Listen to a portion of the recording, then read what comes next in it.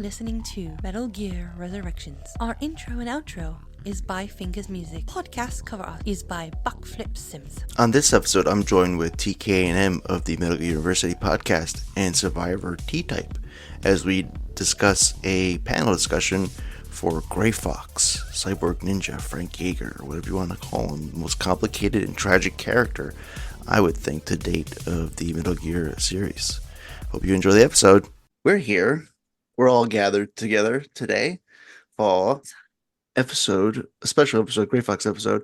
I'm joined with TK&M and Survivor T-Type or Survivor Type, however you wanted to say your username or code name, however you want to say it. And we're all gathered together to talk about Gray Fox.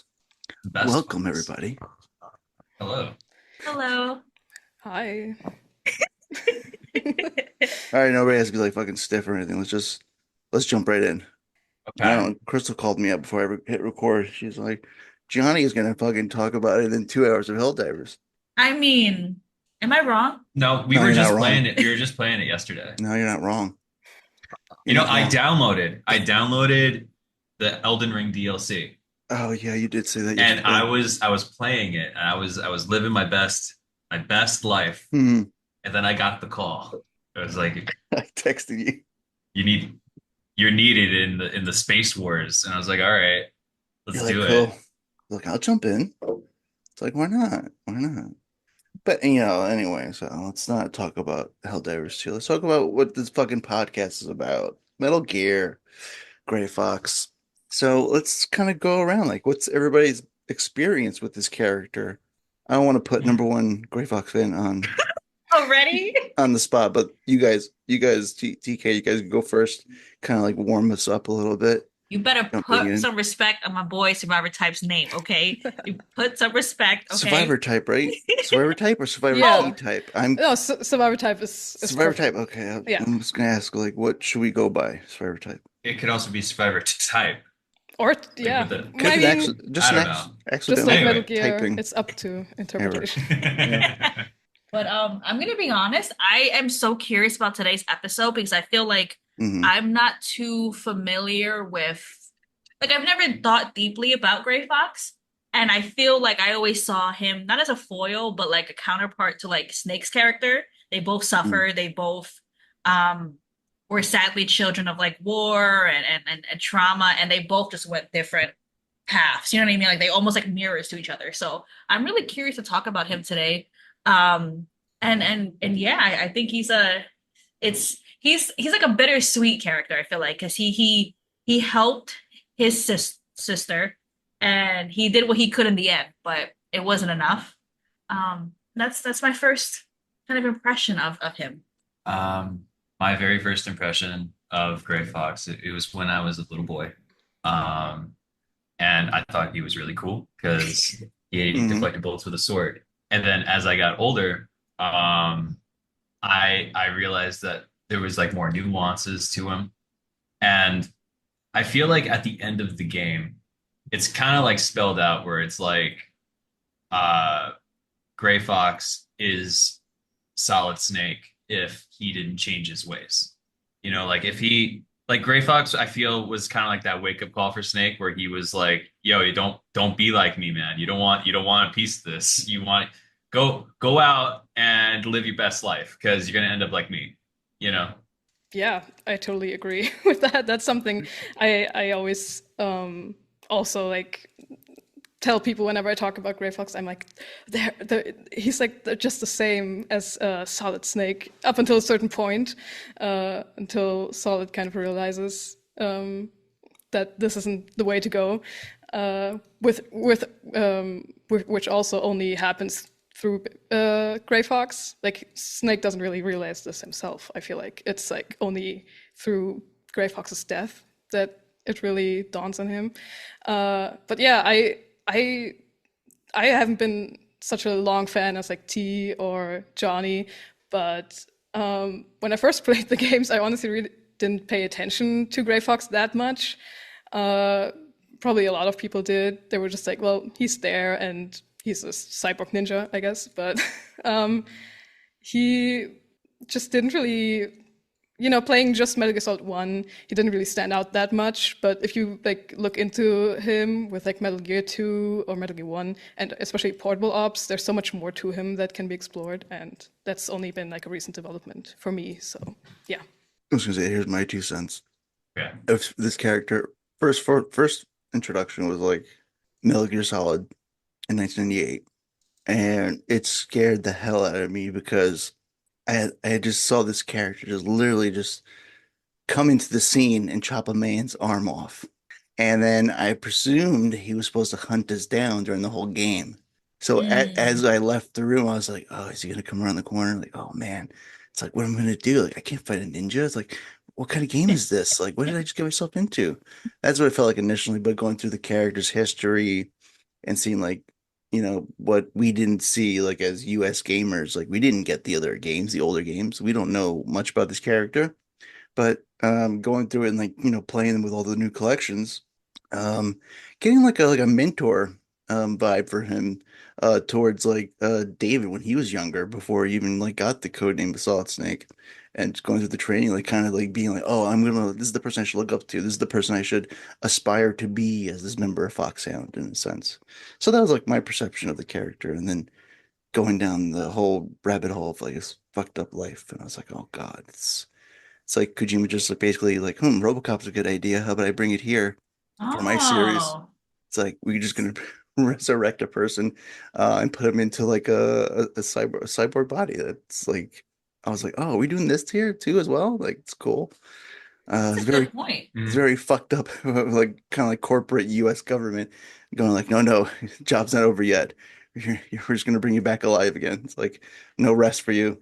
There was The movie, right? yeah, there was like I think it was in like the 90s. There was like a movie with Jean-Claude Van Damme called Universal Soldier. Yes. You ever- Hmm. it's almost like the Gray Fox movie. It like the premise is I think it was in Vietnam. I think it was Vietnam. It was. It was like Yeah. it was like a couple of soldiers that got murked in Vietnam, Hmm. and then they got brought back and they got resurrected in some sort of like weird super soldier program. Yeah. And the one of them regains like their past memories and they try to escape. It's pretty cool. Yeah, honestly, like as far as it being like a well acted good movie, that's I think Look, you got to For- work with what you got, but the premise is pretty neat. no. So Yeah. like Survivor Type, I would be like honestly like check it out because it's literally almost mirroring like you said, Gray Fox. Because it's just like the whole like resurrecting a dead body and then mad scientist. Like it's almost like was this exactly what Kojima watched right before, he wrote it? I mean, he's very inspired by like 80s and 90s action films when it comes to making. Yeah. Johnny, I was curious, had you played Resident Evil 2 during that time of playing Metal Gear Solid? Because I'm wondering, you think of like the stalker horror, like having Gray Fox like appear. I was like back in those days, I was very heavy into horror games. Now, not so much because I don't know, as I got older, I got like more scared and frightened about it. Especially when I played Dark Rooms. But no, when I was younger, I would play like all the horror games. It was so much fun. I used to get excited being afraid of like, oh my God, especially with 2. I was like, oh, I'm being stalked by this fucking. But now with the remake, I was like, oh fuck, it's even harder. Like, no. And then I'm like, just like I cower in the corner, just like shaking, like I can't take it anymore. Please go away, mister. I'm terrified of Mr. X up until you figure out how he works. Hmm. Like once you figure out like you can't go in the safe rooms, I map out Yeah. safe room to safe room. I can't imagine Metal Gear Solid if the ninja was fucking chasing you the entire time. And then on top of that, you have to sneak around. Yeah. That is frightening. I don't like that. I mean, There's- in a way, he does kind of follow you everywhere He because like does. he's I was he's like thinking- watching and he gives you tips and stuff. And if you can't break out of the cell like in MGS1, he like helps you break out. Yeah. So he's like there. He's Always watching. somewhere. Oh, I don't Yeah. like that. Yeah, he like breaks a door for you and like Yeah. pretty much appears and goes like, here you go. You're like, you're not good enough to escape this room. Come It's on, like let's go. you couldn't figure out that ketchup thing, huh? Okay. I'm like, I ate the ketchup. I was hungry. No, I was one of those guys. Ugh, just squeezing a whole bottle of ketchup in your Talk to my 3-year-old. She does it. No, but I was one of those people. Like originally, like I was like, what is with this ketchup thing? Like, how the fuck do I get out of this room? I was like, I don't understand this. The smartest man in the world gives me a bottle of ketchup. Like, I don't get it originally. And then I was like, oh, now I know. You're supposed to break it. It's like, duh, God.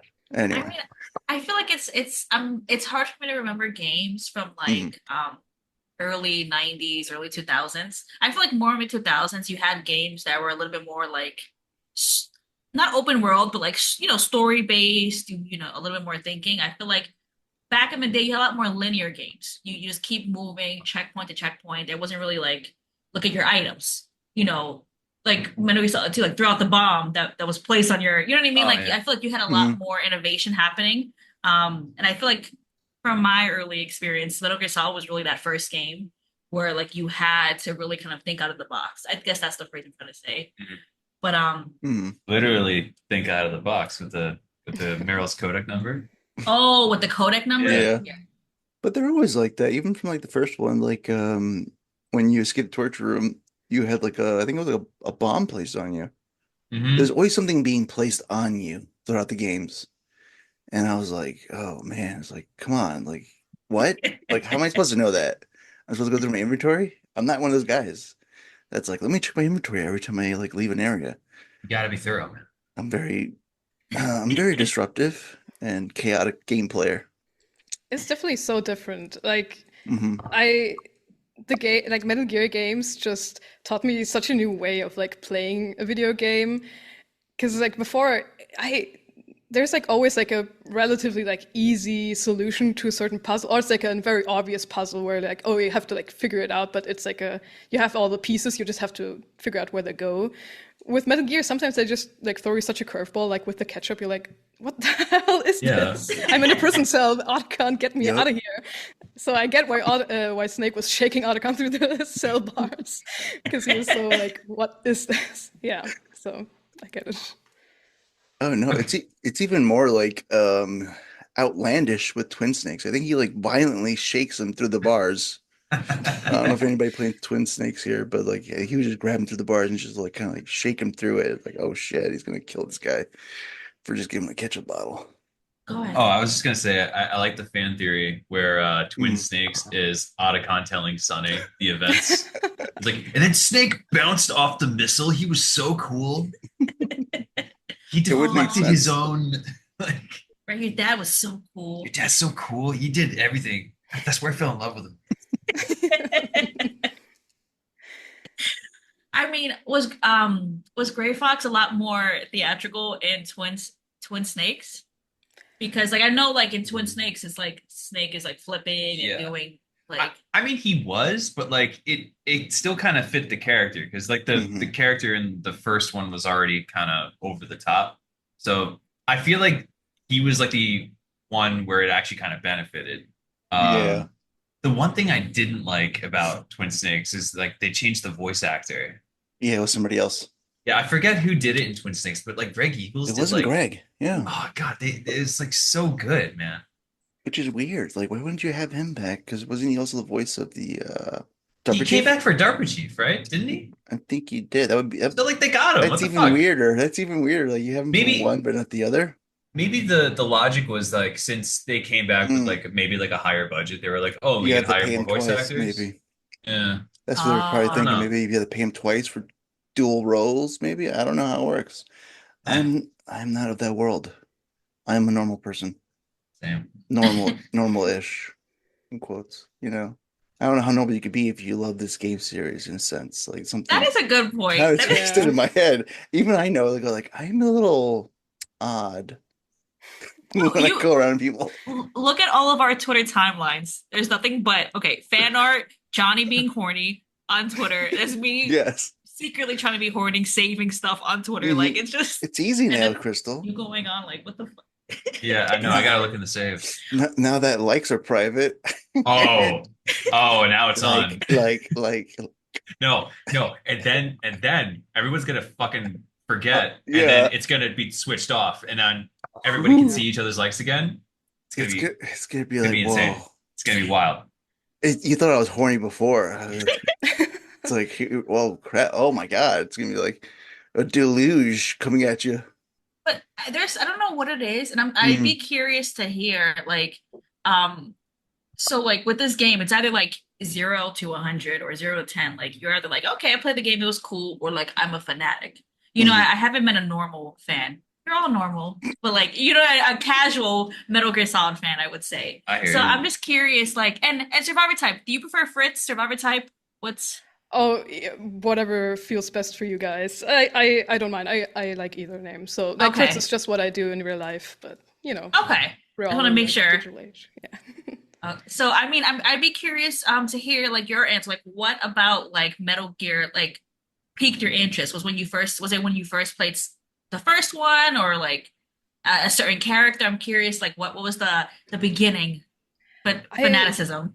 I don't know what it was about Metal Gear exactly because okay, the backstory to me starting to play Metal Gear is basically I had a PS3, but I didn't have any money to buy any games, so I would always go to this really shady like secondhand electronics store, and this guy like I was 14, this guy didn't care like if I was underage to buy a certain game or anything, and he was really cool. He would always like recommend me stuff, and he was like he had like Metal Gear Solid 4 in his like PS3 games, and he was like, "Yeah, this series is pretty cool." And I was like, I mean, he probably just wanted me to buy shit from him, so he was like, "Yeah, this is cool," and I was like, "Okay, I'll buy it," and I bought it and I played it, and playing Metal Gear Solid 4 as like your first Metal Gear game Yeah, is that's kind of insane. Oh, insane, and and I always say like I feel like I was destined to just be a fan because somehow like the fourth game hooked me so bad. I cried at the end when Snake Awesome. was about to kill himself. Even though like it didn't really mean anything to me because like who's this old man? Yeah. Why are we in this Shadow Moses thing? I have no idea no. what's happening. I'm dying to know That is so how. cool. No, that is so interesting. That's you have such an interesting perspective. Yeah. That is so No, and I think you're right too. For you to like, you were destined to be a fan because if you're gonna turn someone off from Metal Gear, you give them 4 as Yeah. their first one. You give them that movie to be like, yes, go ahead, play it. And you're just watching a movie for like 4 hours. Like that is wow. So Like okay, that was your everything. first one. Jeez. Yeah. Sorry, go ahead. No, I was just gonna like reiterate like everything about that game is just even to like a fan is kind of like over the top and Mhm. insane. Like everything about Liquid Ocelot and the Beast Unit and Snake and Naomi and like it doesn't like even if you're a fan and have played all the games, you have to like really get into it to like understand what the hell is happening. And so I don't know what really like convinced me, but I feel like I was just so confused and dazed by everything that was happening. I was like, I feel like I need to like I want to know what this is all about. So I just kind of yeah, I bought the like HD collection and stuff, and that's where it all That's went his down. history. Yeah. I feel like it always like it's always some weird conspiracy shit, and it just you're like, how the hell? How does that make sense? How does a guy take over another guy's body through an arm? How does that make sense? And then like you want to play the next one just to see where it goes, you know? And then Yeah. you get one question answered, and then you get 10 other ones that you got to play the other games for. No, and I'm curious because I think Johnny, Johnny, Fritz, I feel like all of you played it right when you were teens, it sounds like, too. For four? No. Metal Gear Or Solid in original? general. Oh, in Forgive general, me. yeah, I was a teenager. Yeah. I was 10. Okay, you were. That was that's No, okay. I shouldn't have been playing that game. Wow. But But I feel like you all were like at prime ages for Mhm. like you know maybe it was like the conspiracy type or like the confusion, uh, but you all were like prime ages to like I don't know I guess maybe be intrigued or be susceptible to Big Boss. oh, Well, you you're would trying to have build got me you're for trying to sure. build it for court case? No, okay, I'm talking about how like Fritz said Are like you trying to say that I was a child soldier? Is that what you're trying I to get think at? she's psychologically profiling all of us. That's some No, kind of like I'm experiment. not working right now. Forgive Dr. me. Clark. Oh, you're off. Oh my Go, gosh, Dr. Clark. With a you're K. Dr. Clark. First You're a of all, monster. okay, back to Gray Fox. Don't actually. Well, it's related. Who did that to him? That monster. How dare? Okay, in 3, how dare they have Dr. Clark, who is like this like ditzy person who like makes you eat bad mushrooms on purpose, which kind of checks out if you think about it. But then, that was her beginnings. Yeah. she's like this big movie dork, Yeah. and then she's like this evil mad scientist. I hate That's- that. I hate that so much. I feel like the movie end aspect may have been like heavy with Kojima because I feel like the way she was talking about movies, how he tweets about films that he watches. I feel He like that just came wanted to from put in him. his opinions in the game. It's like, Exactly. by the way, watch this movie. It's pretty good. It's like this is like I love this movie. Let me put it in the game. Yeah. What a But no, character. I mean, yeah, like, but 98, I was 14. Like, put in context, yeah, I was like very angsty teenager, and it just hit right. It just like hit all the notes as a teenager growing up. It's like I'm very being rebellious. I don't listen to my parents. All I want to do is go in my room and listen to like rock music or rap, whatever you guys were listening to at the time. But like, yeah, it was kind of like that. It was like kind of fed that itch that needed to be scratched for me, I would say. I mean, for me, I was really much into like action movies. And Metal Gear was more or less like a playable action movie. And Hmm.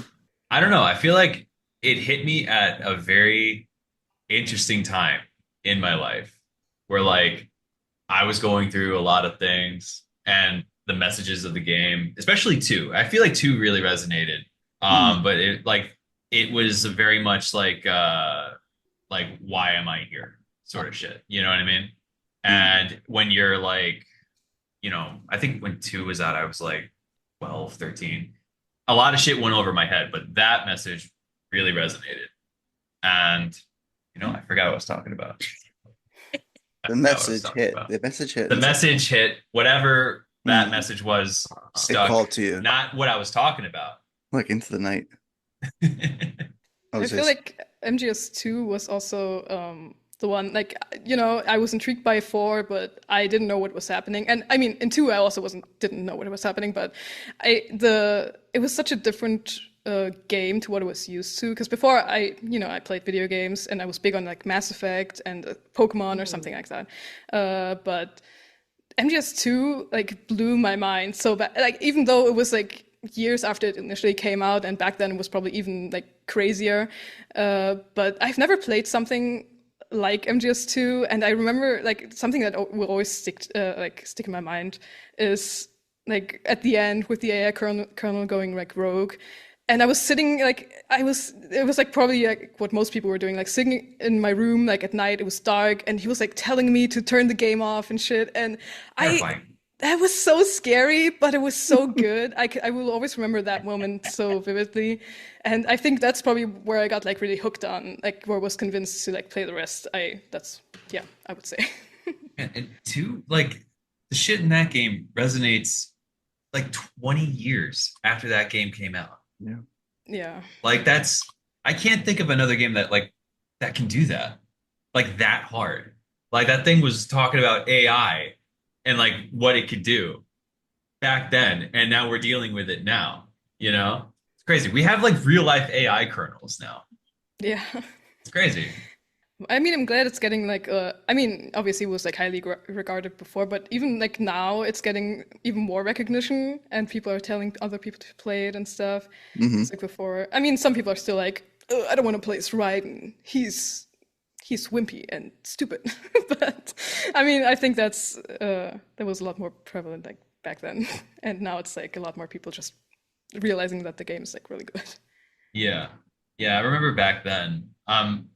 I remember I was just confused because I know.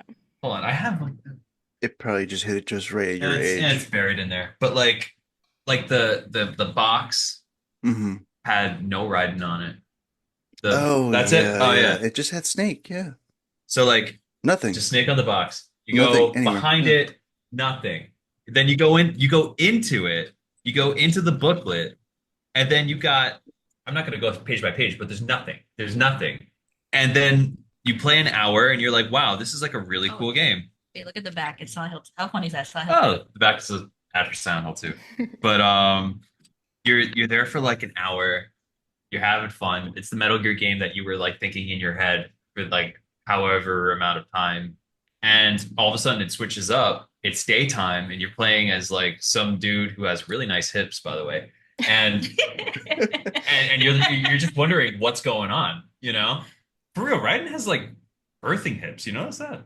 He's just, he got I think it was the skull suit. Like it It contoured like, his body in a like, certain contorted way. him in a little- Nah, I just think he was Exactly. built like that.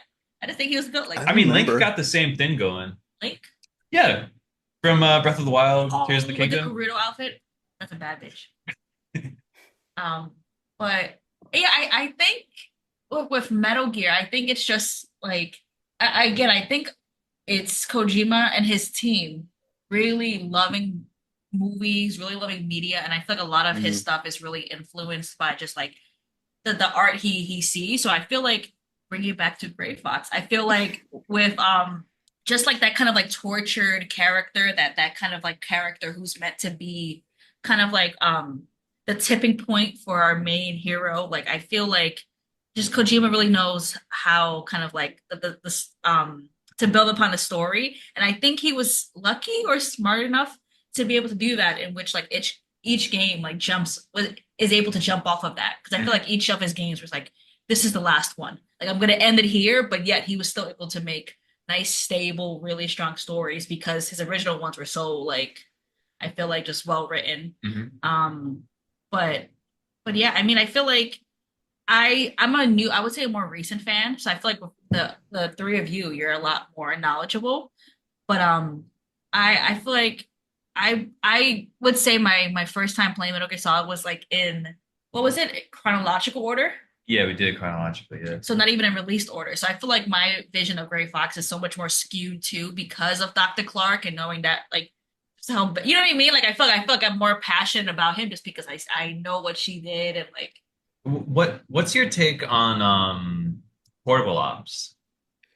Okay, I know it's like kind of controversial, I guess, and some people are like, it's not canon, but there's like, and Kojima kind of also, in like different interviews, he kind of changed it up if it's like a little bit canon or not really, or actually it is canon, but not exactly 100%.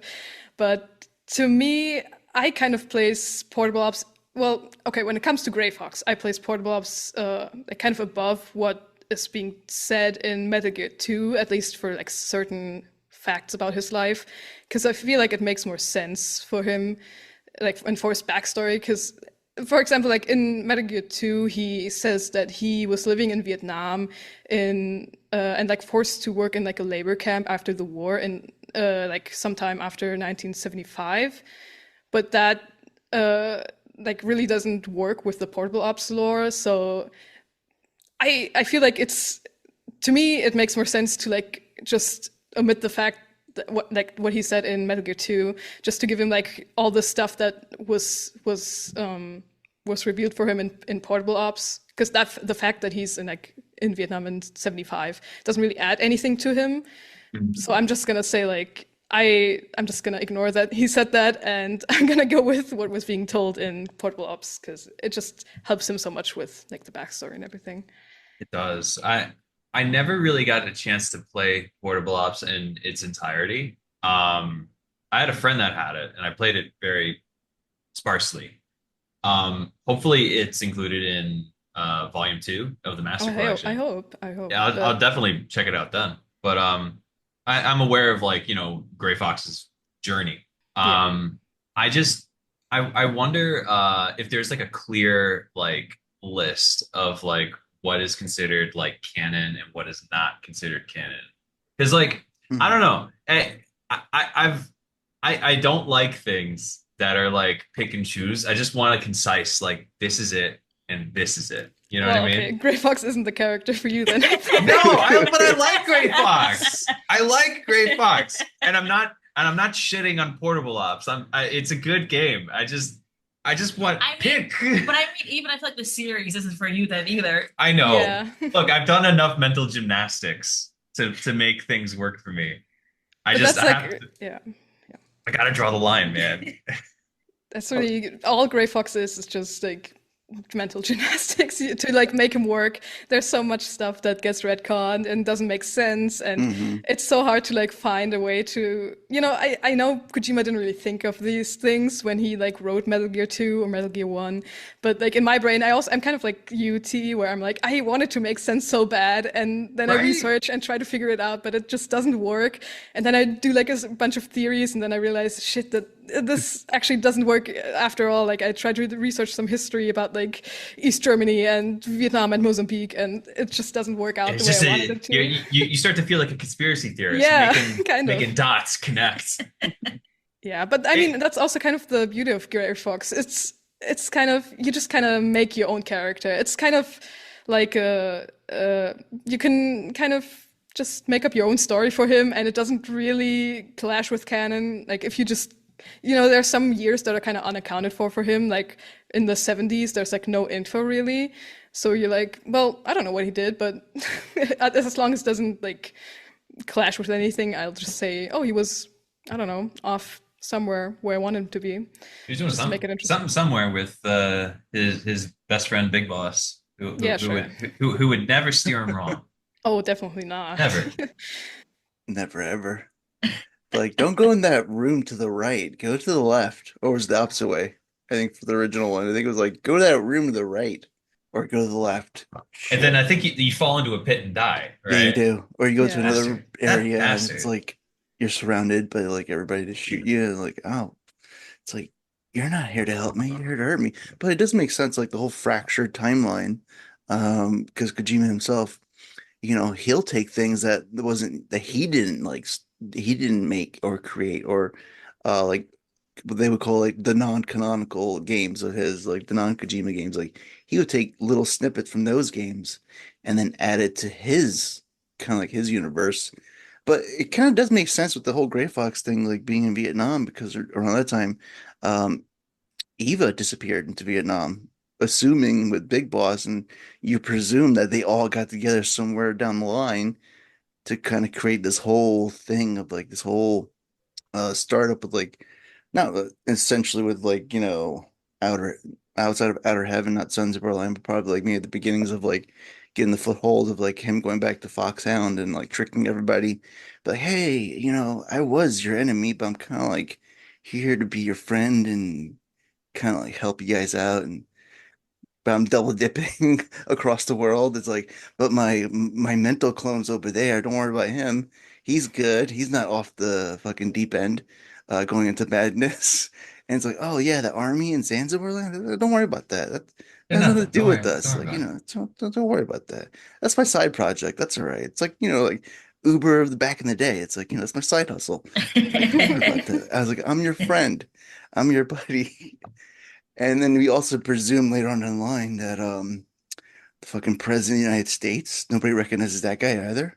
Man, I know that during the election, Snake For was George in, Sears. Snake was in his cabin in Alaska somewhere, going like I know that guy. something about this George Sears. I don't like. Fucking looks familiar, that guy. I fucking seen him before. I He don't know he, where. he draws like an eye patch on the screen. He's On like, his TV screen, on the Ah, tube. no. It's like now I got the him. Sharpie. He's like, oh fuck, it's him. I knew it. Daddy? Before it's No. like canonical. The But trauma.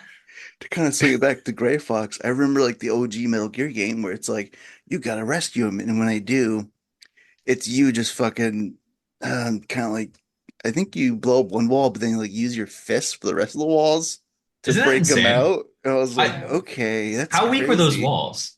I don't know, but Like then it's like, plywood. and it's like, all American right, walls. Yeah. I'm here, I'm here to Hey. rescue you.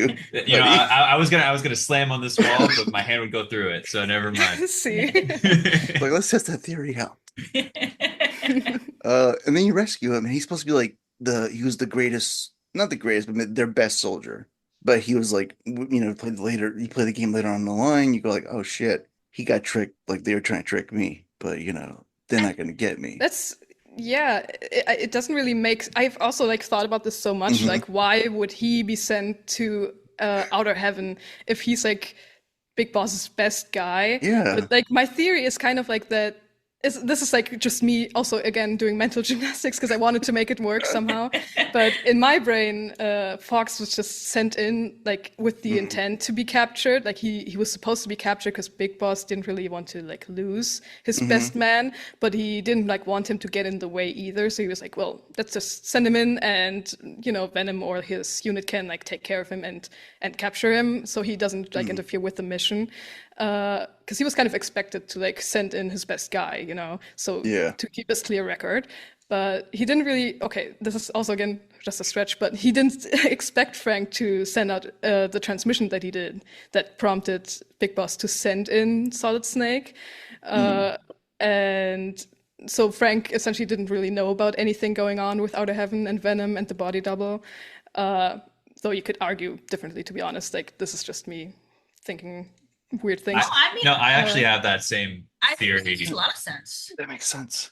Actually. Yeah. Like, And because like, then, oh yeah, because like, Gray Fox is loyal to Big Boss, so yeah, it would only make sense for him to have that allegiance back then. So like, why would he Yeah. fight against Big Boss when he kind of he must have known the whole time, you know, like Yeah. at least about like how Big Boss truly felt, and maybe he was like while Big Boss was laying down the groundwork for like Zanzibar land, he was just kind of like whispering in Gray Fox's ear, going like, "Hey, when we're done here, we're gonna jump ship. We're gonna do my cool thing over here." And he was like, "You got it, boss." You know, because that was number one. He must have told him. But part of me feels like he wouldn't, because I feel like kind of similar to like I feel like his right hand was like Ocelot. You know what I mean? I feel like maybe Gray Fox was like a loyal soldier, but not like on that same level. It was just someone he could use, another person. But that's true. But he would want to take a guy like that with him, right? He would want to go with him.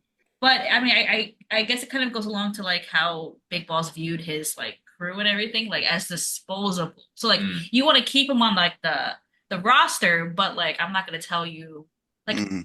I don't know. I feel like he didn't hold him in high esteem. That's I feel. yeah. I feel like he probably told him about like the whole Venom Snake thing, like after everything went down. Because like before that, it doesn't. I feel like it doesn't make much sense, especially like if Gray Fox had known about all of this and he got like rescued by Snake and he got out, why would he like go back to Big? I mean, he's really like he's like exceptionally loyal to Big Boss, which also makes sense because he was like essentially groomed by him for like years and his memory was wiped, and you know Big Boss was kind of like the only thing he had to cling to for a lot of his years. But I feel like he wouldn't really go along with like building up Zanzibar land again after he was already betrayed by Big Boss. Mhm. Or maybe he was, I don't know, maybe he was just that like obsessed with having like this person in his life. But I mean, he did definitely like make the plans to like help Solid Snake like after, like whether he felt betrayed or not, or whether he was betrayed or not in and Metal Gear 1, he definitely like made the plan to like, hey, this guy Solid is kind of like, I feel like this guy has potential to like change things, and he gave him a chance in Metal Gear 2. And I agree too. I would say I think that's why like maybe there was a slight shift, and like maybe he felt some type of way towards Big Boss, or after all the like mutations on himself and like everything that he's seen, maybe he saw Snake again, like we were all saying earlier, like that's who I was. That's maybe who like I see myself when I started, and maybe I can help one person shift. And he's doing this while navigating all like the, you know, regaining his memories and being this kind of like forced soldier. So I feel like maybe there was a shift, maybe between or going into Metal Gear Solid, where Gray Fox is very much like, you know, he's navigating the cyborg enhancements, but he's like, wait a minute, like this is too familiar. This is too familiar. I don't want anyone to go down this route that I'm on now. I'm suffering. Maybe I could help the next person. Yeah, I think that Gray Fox was like the catalyst for Mhm. Snake's change, you know. Yeah, for sure. I think He's so like too. he's like the unsung hero to what True. Snake becomes later, you know. Yeah, in my mind, is Frank or like Gray Fox is definitely like the most similar to David. Like there's no other character that's as similar to him. Like like unless you were talking about like his clones, because he does have literal clones, which I guess are really similar. But like from like his mindset and everything, like they didn't really have parental figures for most of their childhood, and they were raised and conditioned to be like killing machines and tools for the government, or like tools for different organizations. And they were like on like such a similar path. And if it weren't for Gray Fox telling Snake and like really, because like why would he go to Shadow Moses, by the way, unless he just like that's like his last goal before he like just wants to die. I feel like he wanted to die before too, but Yeah. he just goes to Shadow Moses just to like really well, some would say he just goes there to like fight Snake because he wants to fight him, but to me, he really wants to get it into Snake's skull that he has to change or he's gonna just turn out the same way. And he's like ready to die for this. Like even in Metal Gear 2, in my opinion, he's trying to do that same thing he was doing in Metal Gear Solid 1. That's true. Like he was doing the same plays where he would give you hints throughout the game. Mm-hmm. That whole subplot with Gustava. Oh my God. Yo, Oh my God. heartbreaking. It's so Heartbreaking. sad. Like Well, yeah, I don't know if this is something that I have no like real opinion on, like whether he knew Gustavo was on the Bridge of Sorrow or not when he shot the missile, but I don't want to believe that he did. But on the other hand, maybe it was just like a way for him to like prove his loyalty to Big Boss and to the like, so he doesn't like raise any suspicion. I don't know if he would do that though, because I feel like Yeah. he Yeah, I did don't- love Gustavo. My canon is not. No, Yeah. you No, don't yeah, know. in my brain. I'm also in like, all no. honesty, I always read that as like an accident. It was Yeah. just something terrible that happened. And Yeah. but if Oh. it wasn't an accident, if they do like a remake, Oh my like god. you could imagine like a cutscene where like Gray Fox is at like the controls, right? And then like Big Boss is in his ear and he's like, Do you gotta it. prove your loyalty to me. Oh my You gotta god. You know what? Kill No. kill your past self to progress with me. And it's like this Jesus Christ. breaking moment for him. You know what I mean? Oh, that's so Come on, that would be such a good horrible. scene. It would be so good, but I feel like I couldn't even watch. It's so sad. Oh man, Oh my god. it would be. I mean, a possibility like for the relationship between Big Boss and Frank was maybe seeing that Big Boss rejected his clones as like weird scientific experiments gone wrong. Maybe he wanted Frank as to be like symbolically a son to pass down his Oh, yeah. legacy of his organization. Because I mean, whether even like the admission of the clones or not back then to what we have the knowledge of today, like like you've heard the tapes in 5 where he like I think he calls them freaks. He calls his clones freaks, doesn't recognize them, doesn't accept them. So I would think like somebody like him who has like this multiple organizations like wants some kind of heir to pass down because unfortunately he also like radiated his balls through his mission, so he had like no possibility of actually producing a child of his own. It's a Yeah. good point. Like to see yourself in someone else who isn't tied to you. Like do that whole like Yeah, and also kind of like course correct like his life as well to go like the government fucked with me. Let me try to help this person who I kind of like want to imprint myself as like a fatherly figure towards. Oh man, that opens up like a whole can of worms of like someone who was abused in one way, trying to correct it, but then they didn't heal, and then they end up hurting the next generation. I mean, that was Gray Fox to Naomi. Yeah. Yeah. Like Oh man, it's the whole like, you try to break generational curses and generational Mhm. trauma, and like without the right tools, you just kind of perpetuate that it hurt. Like, like Gray Fox, he was doing his fucking best, okay? He was working with what he had. And I Yeah. mean, for the most part, you think about it on paper, went to school, she became a doctor, she became, you know what I mean? She became well regarded in her own right. But like just that trauma. there wasn't space to heal properly. Yeah, you can't run from that. So like she just everything he felt, all this stuff just kind of just lashed onto her.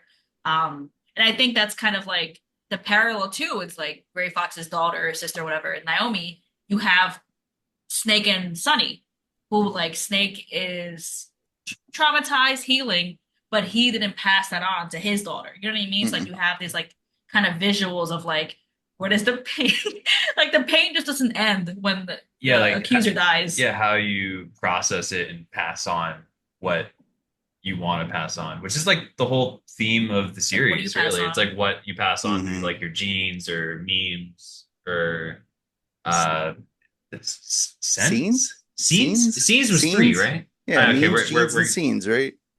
Yeah, So, list of it somewhere. wow, I listen to forgot. us. Like we're supposed to be like Metal Gear experts. Well, I haven't. I say in quotations. I haven't thought of that thing in a while. It was gene, Yeah. scene, It's meme jeans and scenes, wasn't it? Means Gene scenes, I'm gonna and look it then up right and now, then wait. 4 was sense, right? What? 4 There was was? sense. Yeah, there was I one don't that says remember that. sense. Oh I I'm, think man. I'm looking it almost up right now. positive. I'm almost positive that 4 was Jeez. sense. This is thanks to an email we got. Okay, Metal Gear Solid 1 was Gene. Metal Gear Solid 2 was meme. 3 was scene.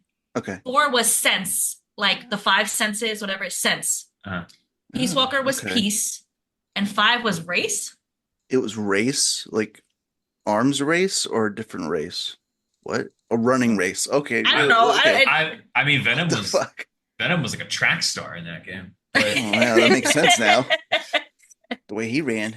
I gotta look Unlimited. into like this race thing. I mean, this was an email, so it could be wrong. Yeah. Now, and if it is the theme, I just wonder where it fits in. I think I arms remember race. I watched. Oh, yeah.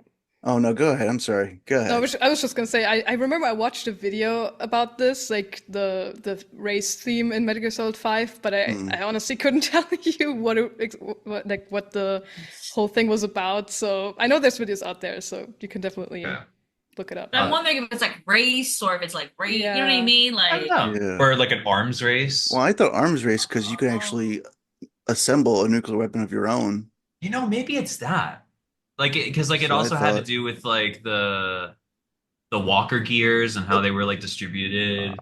Yeah. Yeah, it could be that. Or Proliferation. like a of bioweapon nuclear race arms. with the vocal cord parasites. That's I don't know. oh, race because wasn't that was attacking certain people's Languages? yeah well, that's But, what I like, was assuming too. tied to race. You know what I mean? Well, The it's American- language. Would language be considered a race? Language is linguistic. Yeah, but Anybody I'm can just, learn any type of languages. yeah, except for Americans. But like I feel That's like very true. but I don't know, maybe.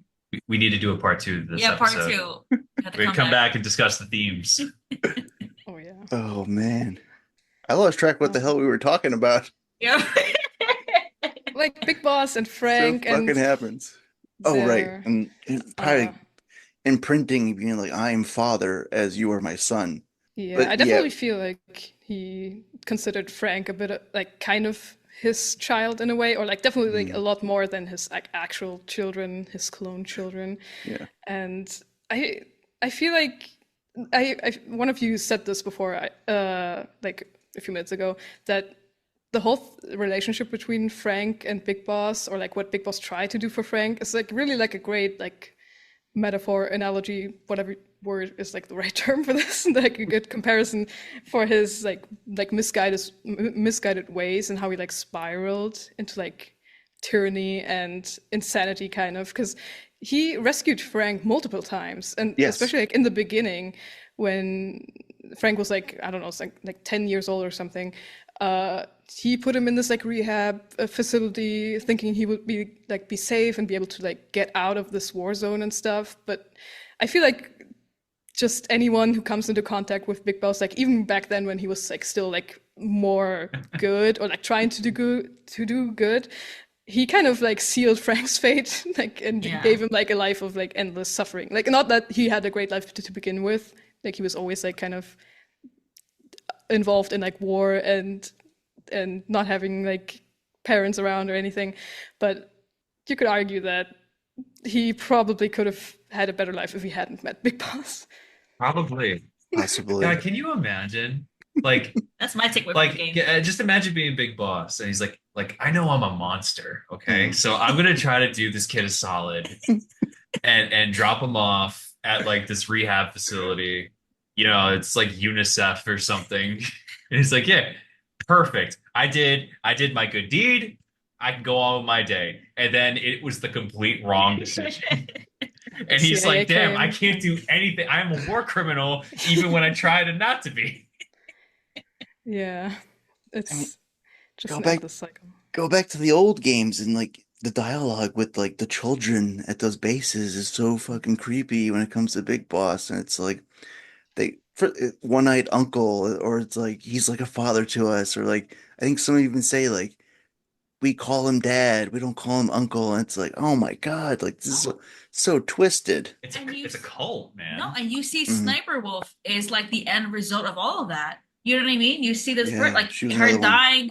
Yeah, was it her dying like word? And she was just like, he was Yeah, it was her hero and You stuff. know? Yeah. Mhm. And so you can imagine, like, she's just the end result. She's maybe even one of the kids we meet in Metal Gear, Metal Gear 1 or 2, but like maybe she's one of the little girls running around with pigtails. Like, oh my God, you know? So like it's I mean, I think it's just this kind of like, you know, Kojima was very against wars, and it's just kind of like when Oh, you yeah. grow up in it, it's not even sometimes that you want it, it's just all you know. That you know, a lot of the characters say they felt most comfortable in this space. Gray Fox is like, I can't escape it. This is all I know. This is all I'm good at. You know, so I feel like it's really sad to see, like you said, especially when Big Boss was trying to do right, or maybe he was, maybe he wasn't, but Gray Fox was just the end result of just this kind of this guy with this mission. Yeah, it was just it's just really crazy to think that this guy who lost his mom in a sense in like a really messed up way. And that it messed up. Like I get the pain, I get the anger, I get all that. But this dude got a little too into his own head, and it just permeated this this like disease that just went through decades and decades in this universe, and it just Mhm. permeated to people who never even met Big Boss, Yeah. like Raiden. You know what I mean? Ryan's whole life got messed up because of Solidus, Mhm. because of that original thing that he went through, and like Big Boss messed up Frank, he messed up I mean, Sunny. everybody. Sonny, yeah, like Yeah. it's crazy.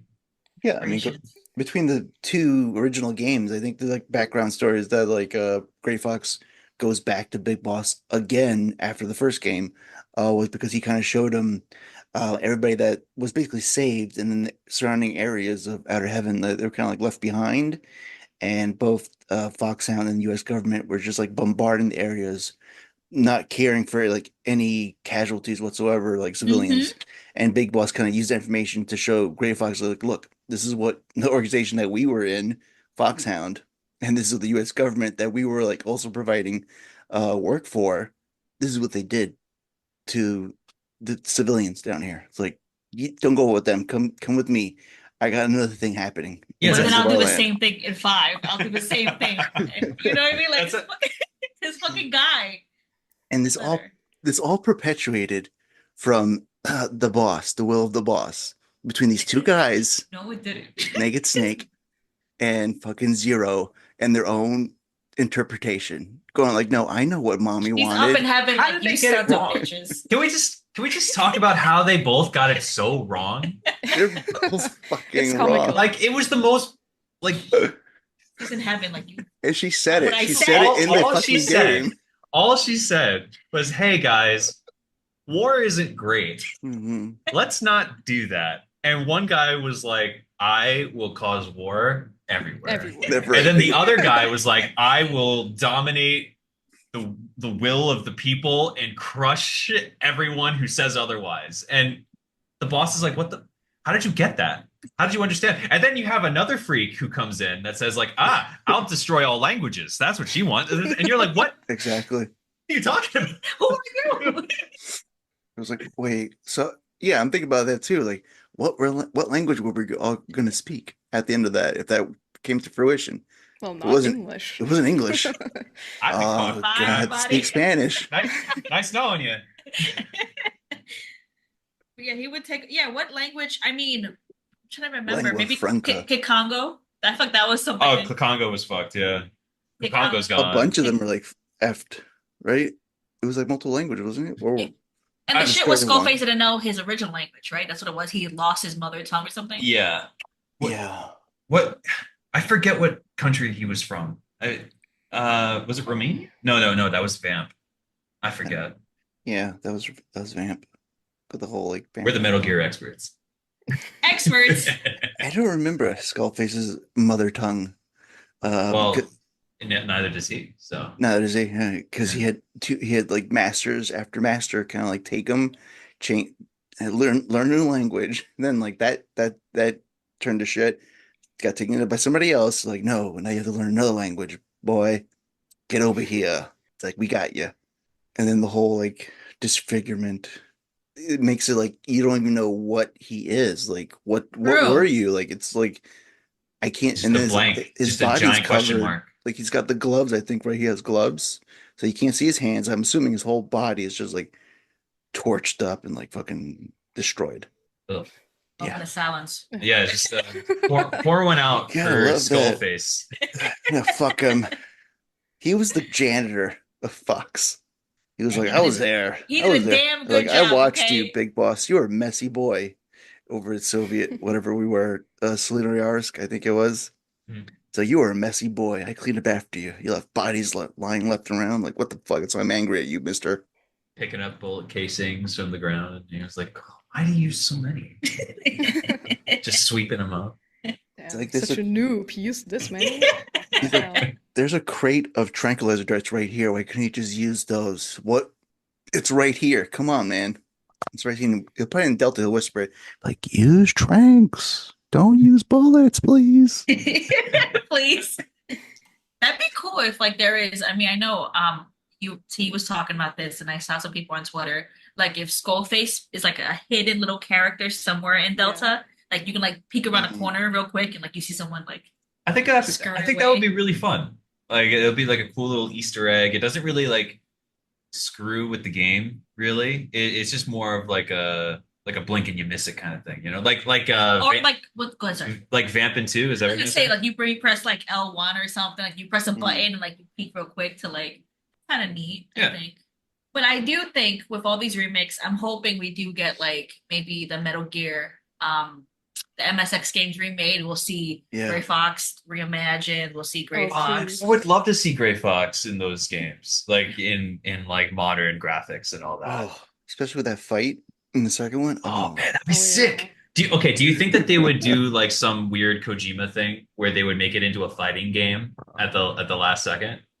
Like it would turn into It would- Tekken, it would make sense on that and that, Right? at that juncture. It's like after like after you extinguish your head's on fire and getting Right. called to be like, you're on fire, Snake. Like, yeah, Thanks. of course, I know that. Like, duh. It's like, that's stupid. Come on.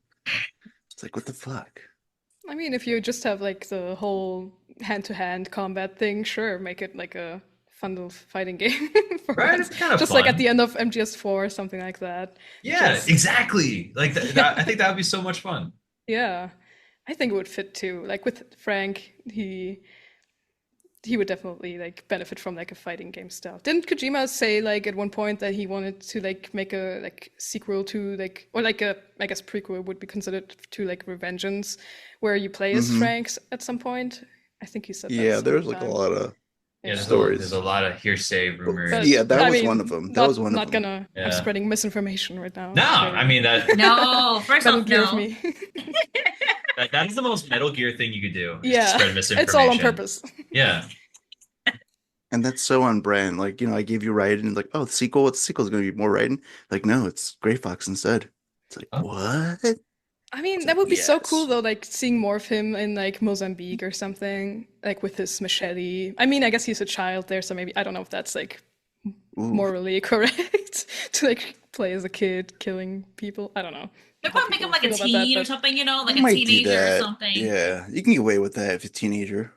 Okay. And I think too, like that'd be one of the games where like it actually ends really sad, right? Like I feel like all the Metal Gear games kind of get wrapped up and like there's some kind of like happy ending. But like when that game ends, you just know he's he's Oh, he's no. not going down a good path. like it kind of ends with like this bittersweet moment. I would feel like, you know, like maybe he's gonna Going to Zanzibar land or something. crawling back to Mhm. Big Boss at the end, you know, like I feel like that'd be a I think kind of like we're often saying like I'll add more to his character, and I think too with all these like remakes, it's kind of like fleshing out the characters.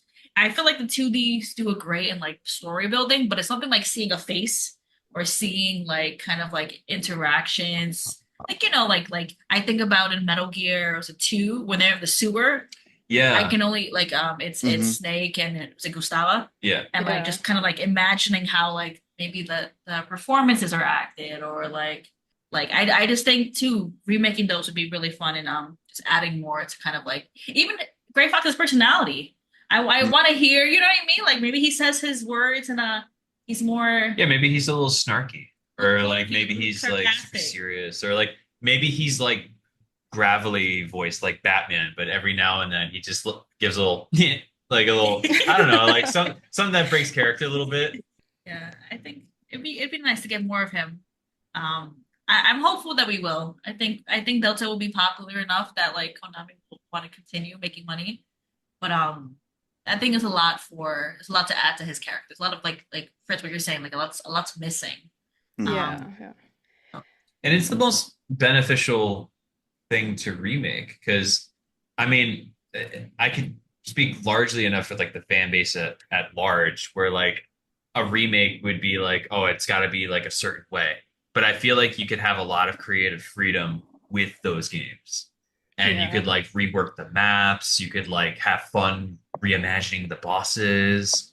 Like you could do a lot of cool creative stuff by like as long as you get like the story beats the more or less the same, you could do whatever the fuck you want, you know? yeah, that would be big. And I Yeah. feel like if you gave like, especially I'm talking about Grey Fox because I'm biased, but like I'm talking about like consider me talking about this like for all the characters in the early games, but I'm talking about Grey Fox. I feel like a lot more people would like pay more attention to him if he had like a better fleshed out backstory and like especially like Kay said with like facial animations that would benefit him so much because you don't see his face in like he shows up in a lot of games like at least a little bit, but you never really get to see either he has like his cyborg mask on or the graphics just aren't really allowing you to like Yeah. really see what's going on and how he feels. And it's just kind of sad because I feel like he's kind of underappreciated and Yeah, Yes. yeah, you get to see him in his prime, you yeah, know, like no cyborg attachments, yeah, that would be no so cool. graphical limitations. Because we even got that for Raiden. Like Raiden sadly had the Gray Fox treatment, as in a sense. You know what I mean? Yeah. So like I feel like we don't really. I feel like go ahead, sorry. I'm no, I was just agreeing with you that like Raiden came in at a good time where it was like 3D environment, voice acting, all that stuff. So then like when he got that Gray Fox treatment, it like hit. And I feel like if these games are remade, that's like it would almost be like lightning striking twice. And like people would resonate with Gray Fox like they did with Raiden, you know? Mhm. You see Frank, and then you'll see Gray Fox. You're like, oh my fucking god! Like, what did they? Who did it? The Like girl. what You know, like yeah. That girl that told me to watch James Bond, are you serious? Yeah, I mean, even in Portable Ops, where you kind of see him, like he isn't a cyborg yet, but he always has his like mask on and stuff, so you can only ever really see his eyes most of the time, if anything, because he shows up like for just like 2 minutes or something in that game, which is really sad because it's so sad what happens to him in that one, and so tragic, and he just imagine he's like part of this perfect soldier program and they tell you that like oh there were multiple people they tried this out for like they tried to create this perfect soldier like through multiple like test subjects but like they all fucking died because it's so horrible and they couldn't withstand all of this and he's like the only one left, which is also why they call him like null because he's like kind of a secret and the rest of the project failed, so it's like a null project, which is so dehumanizing too. Like it's not enough to like erase his memories after every mission and put him in like a sensory deprivation tank, which is also like a form of torture, by the way. Like it's not enough to like subject him to that. You gotta call him null too and just get him out when he gets to like do a mission and then put him back in the tank. It's so sad. Yeah, it's wild. You know, a game, I mean, it'd be a very sad game, but like a game that takes place during that like training, like you have Gray Fox and then you have like maybe like 5, 6 other people that are with you and you're like a squad and you're all training and maybe you're going out on missions and one by one they all get picked off and then at the end of the game you're the last one standing. Damn. And then you know what I mean? it almost makes you wish like the series was more indie, so there'd be more chances of like little games like this, like little games like because I think it's a lot of little moments I would love to like play out or see, and I feel like that'd be one of them. It doesn't have to be a long game, but enough to just get that story. Like, Make it an app. I don't know. Yeah, I don't know. You can do that. A little mobile game, hack and slash game, But yeah, his character is like I know this is like you could say this about like every Metal Gear character, but it's so tragic and so horrible. Like this guy went through so much, and in a way, he's kind of like I know people like kind of credit Otacon and Snake for really accomplishing the boss's will, but the catalyst for that I feel like is Frank and Frank's death and what like his last words to Solid Snake. Yeah, he planted that seed. You know? Definitely. Like obviously, Otacon and Snake put in the work to make it all happen, and Sunny obviously too, and Naomi in a way also had her redemption arc. But they all get celebrated, and Gray Fox is the one that they planted that in the beginning, and it was Snake and Otacon that nourished it. And I think it's also sad that Gray Fox is a character that was very tortured and traumatized, and he's like one of the few people that didn't get like a happy ending. Snake and Otacon got one, Sunny got one, Naomi didn't really get one. I'm sorry, but like she kind of got the same ending he did. Oh my god! I just realized she died in the same place he died. Yeah. Oh yeah. Oh my god. We're close to each other, basically. Yeah. Yo, I just realized that.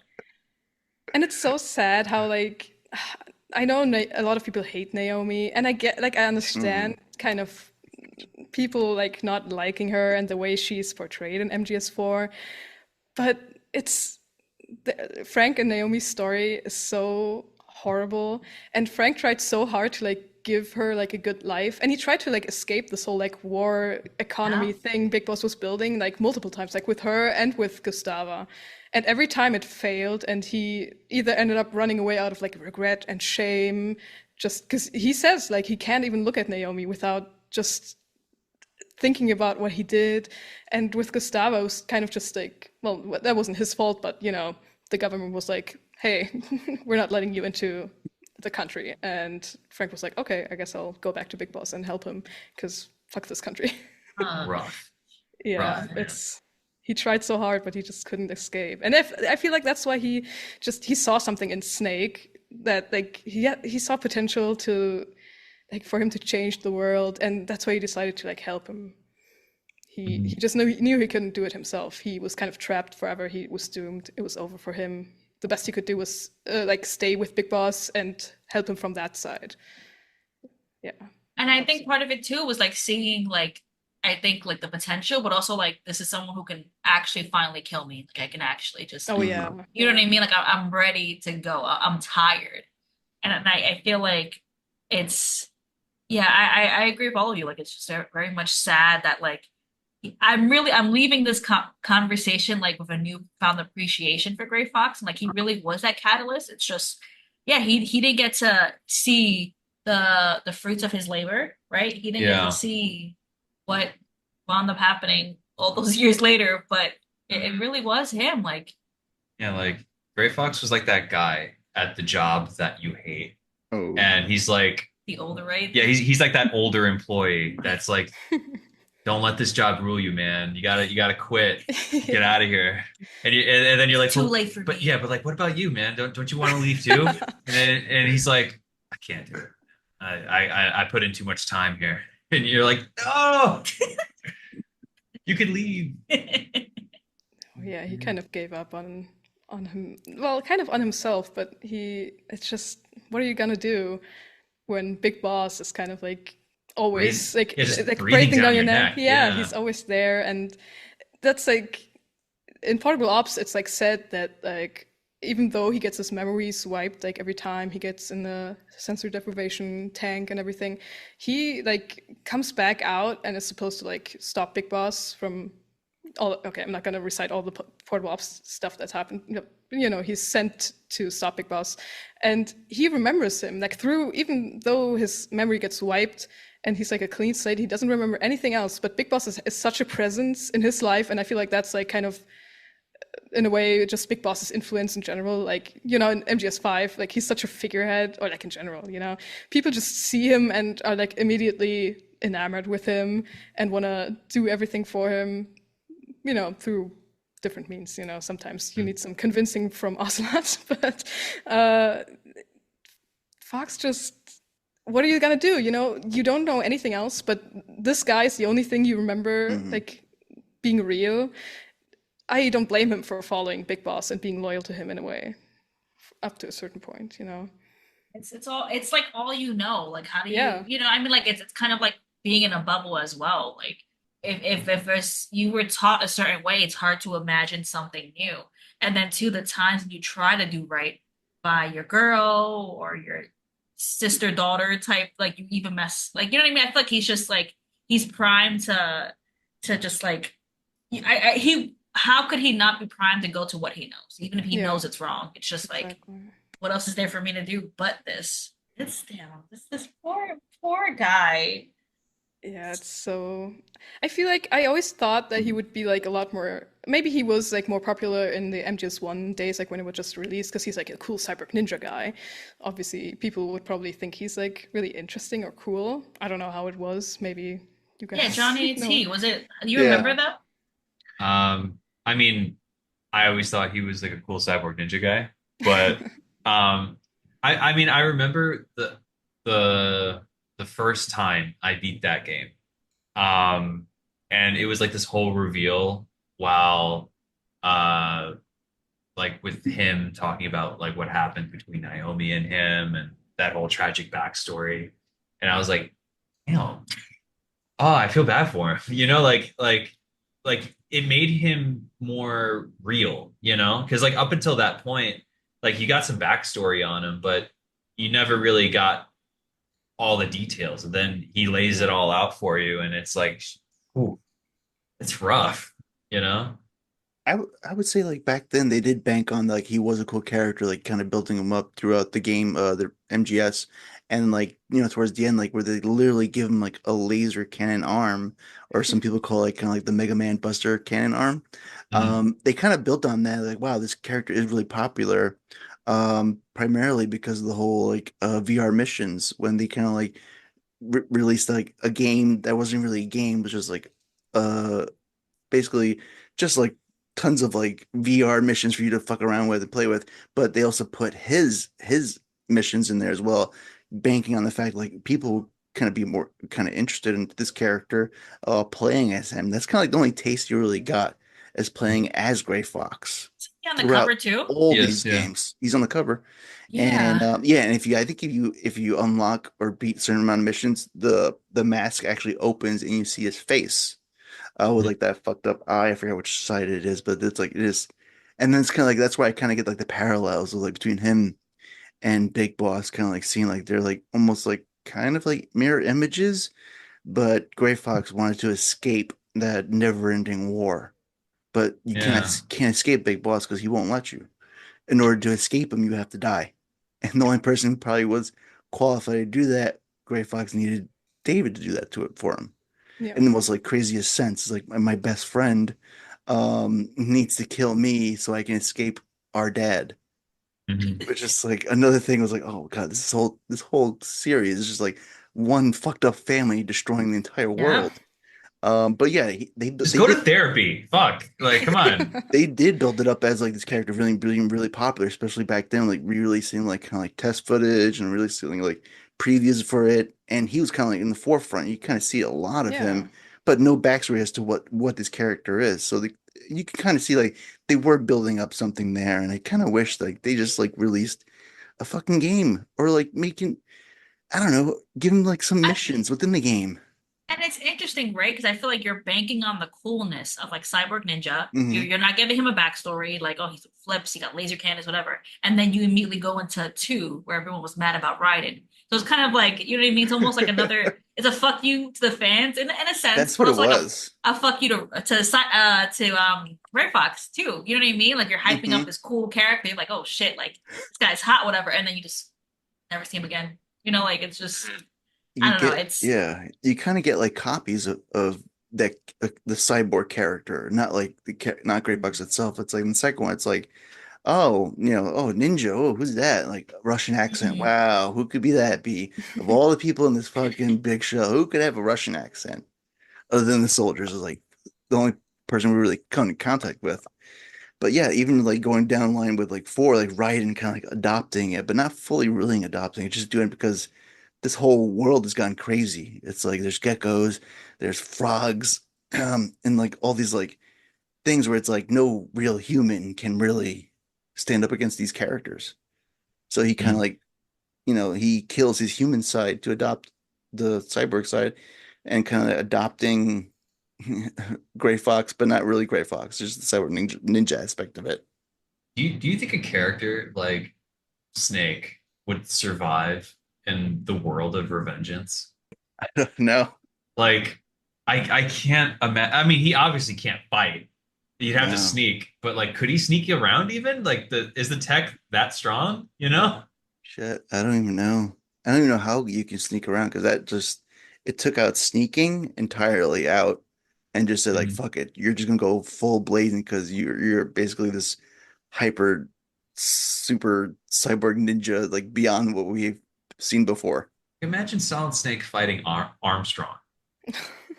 I feel like you have a better chance against him than against Hmm. what's the Brazilian guy? Oh, Sam. Sam. Uh, Against I was gonna say like Jet, is it Jet, Oh Jetstream. yeah. Jetstream, right? Sam. Sam, Yeah. I yeah. was gonna just say Jet Sam, but like, no, that's not it. That's not it. That isn't that from Neopets? Neopets? It's Is just it? the- What? Ignore me, sorry. Yeah. I'll look it up. Ignore me. Pretty sure. I mean, that's a even more chaotic world than what like we were left with at the end of 4. Like he can barely move in 4. It was like I gotta hide from literally everything. My back is always aching.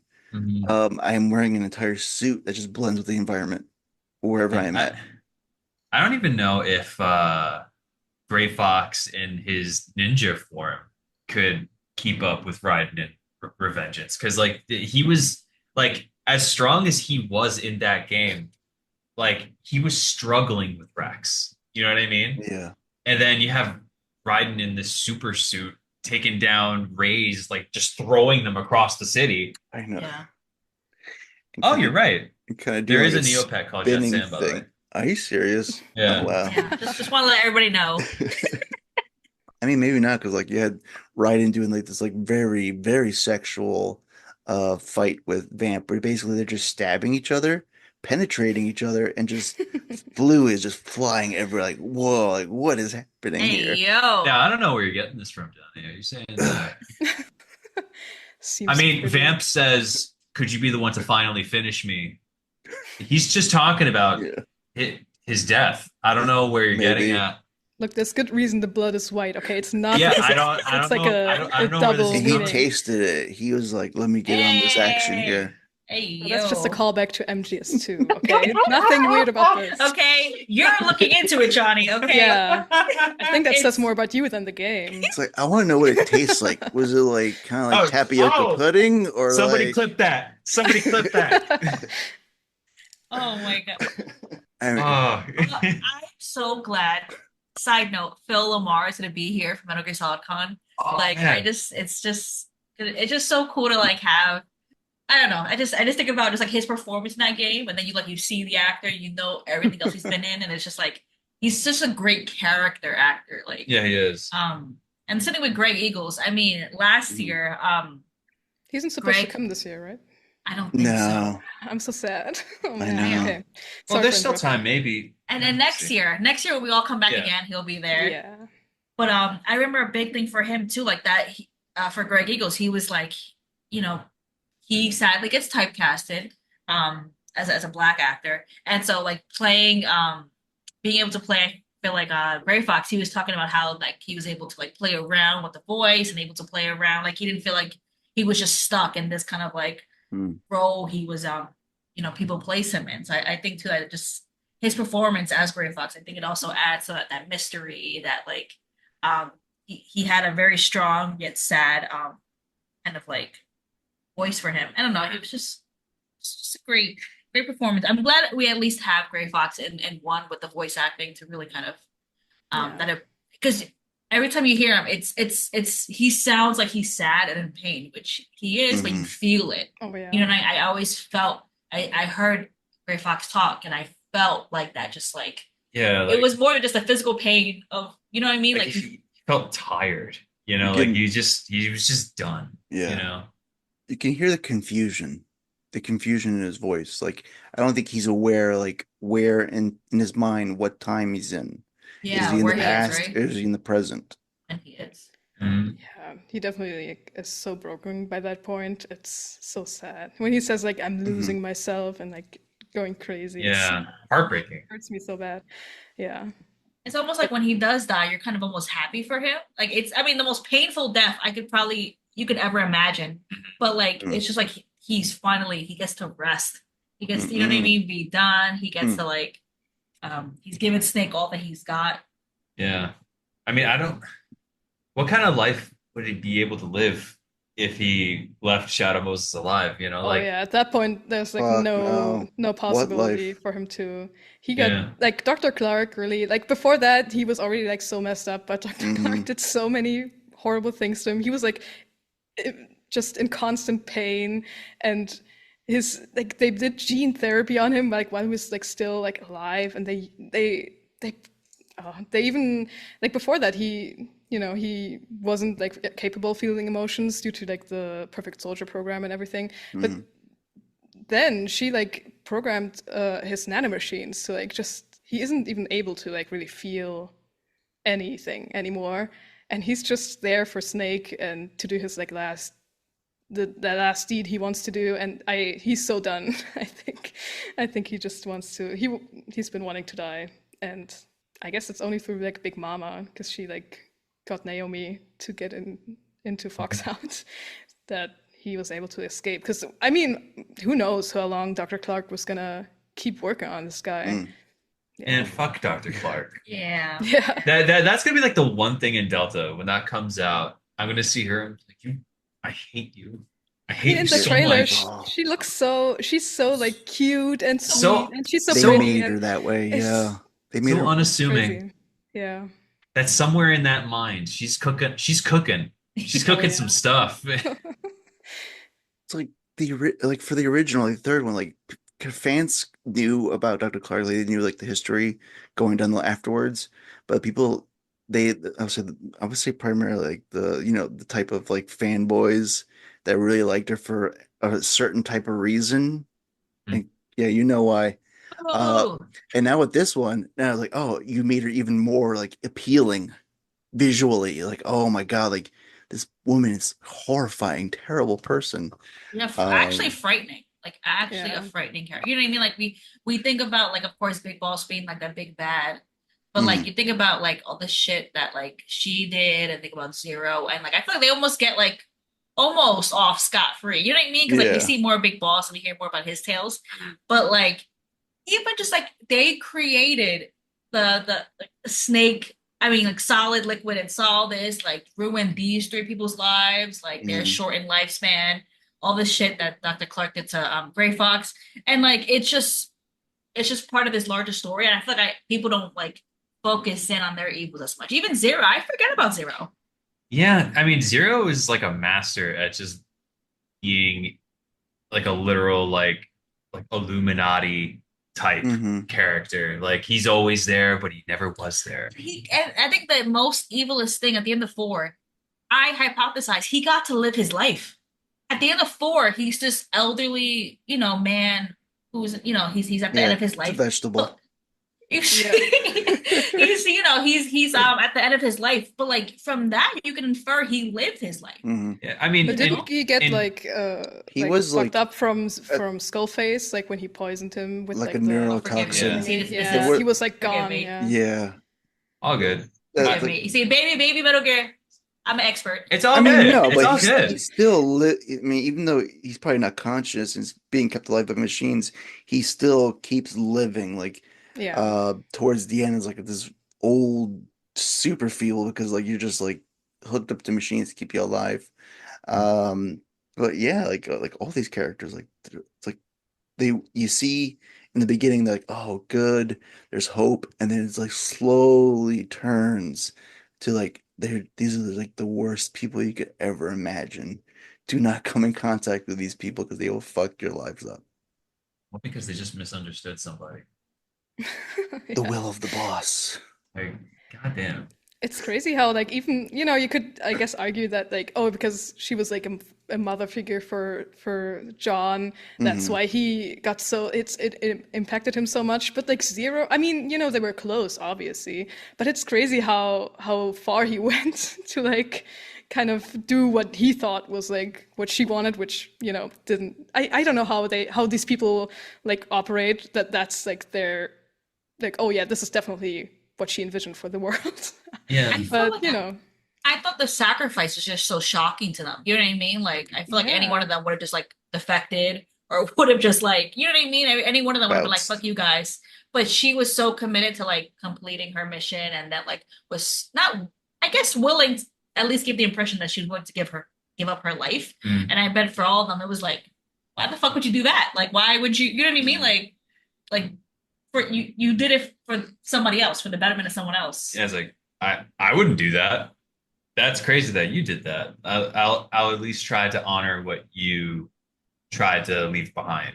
So I'll create the Illuminati. Well, they both kind of do. They both kind of like leave and separate themselves. Like especially John, who turns basically is given the title of Big Boss just for killing her. Basically, he just like leaves entirely. He just like I'm out of here. It's like you guys just like fucked up my world. It's like good luck with the rest of this world. See you, Zero. Went to the Caribbean, just tore up his passport. He was like, I'm done. I'm out of here, man. I think we're all just I think we're processing. all just like our No, it's minds just are like cooling off now. It's like, it's heavy.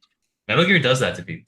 oh Well, my there's so God. much to think about. It's It's never ending. I This is like kind of Mhm. like what Luffy said in that last episode you guys all did together. Like Metal Gear is such a like big puzzle, and I definitely like, agree with that. It's so fun to like try to figure everything out.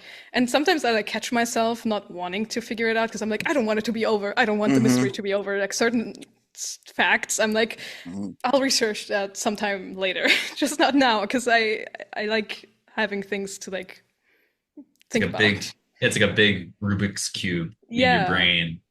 Sometimes the mystery is better than the actual answer. yeah, Like with the series, like we had all these mysteries, and then by four they answer it. Oh, it's nanomachines, and that yeah. just kind of Yeah. like destroyed all these like things. I'm assuming fans had in their minds I of think what it was was going that on. was like purposely done.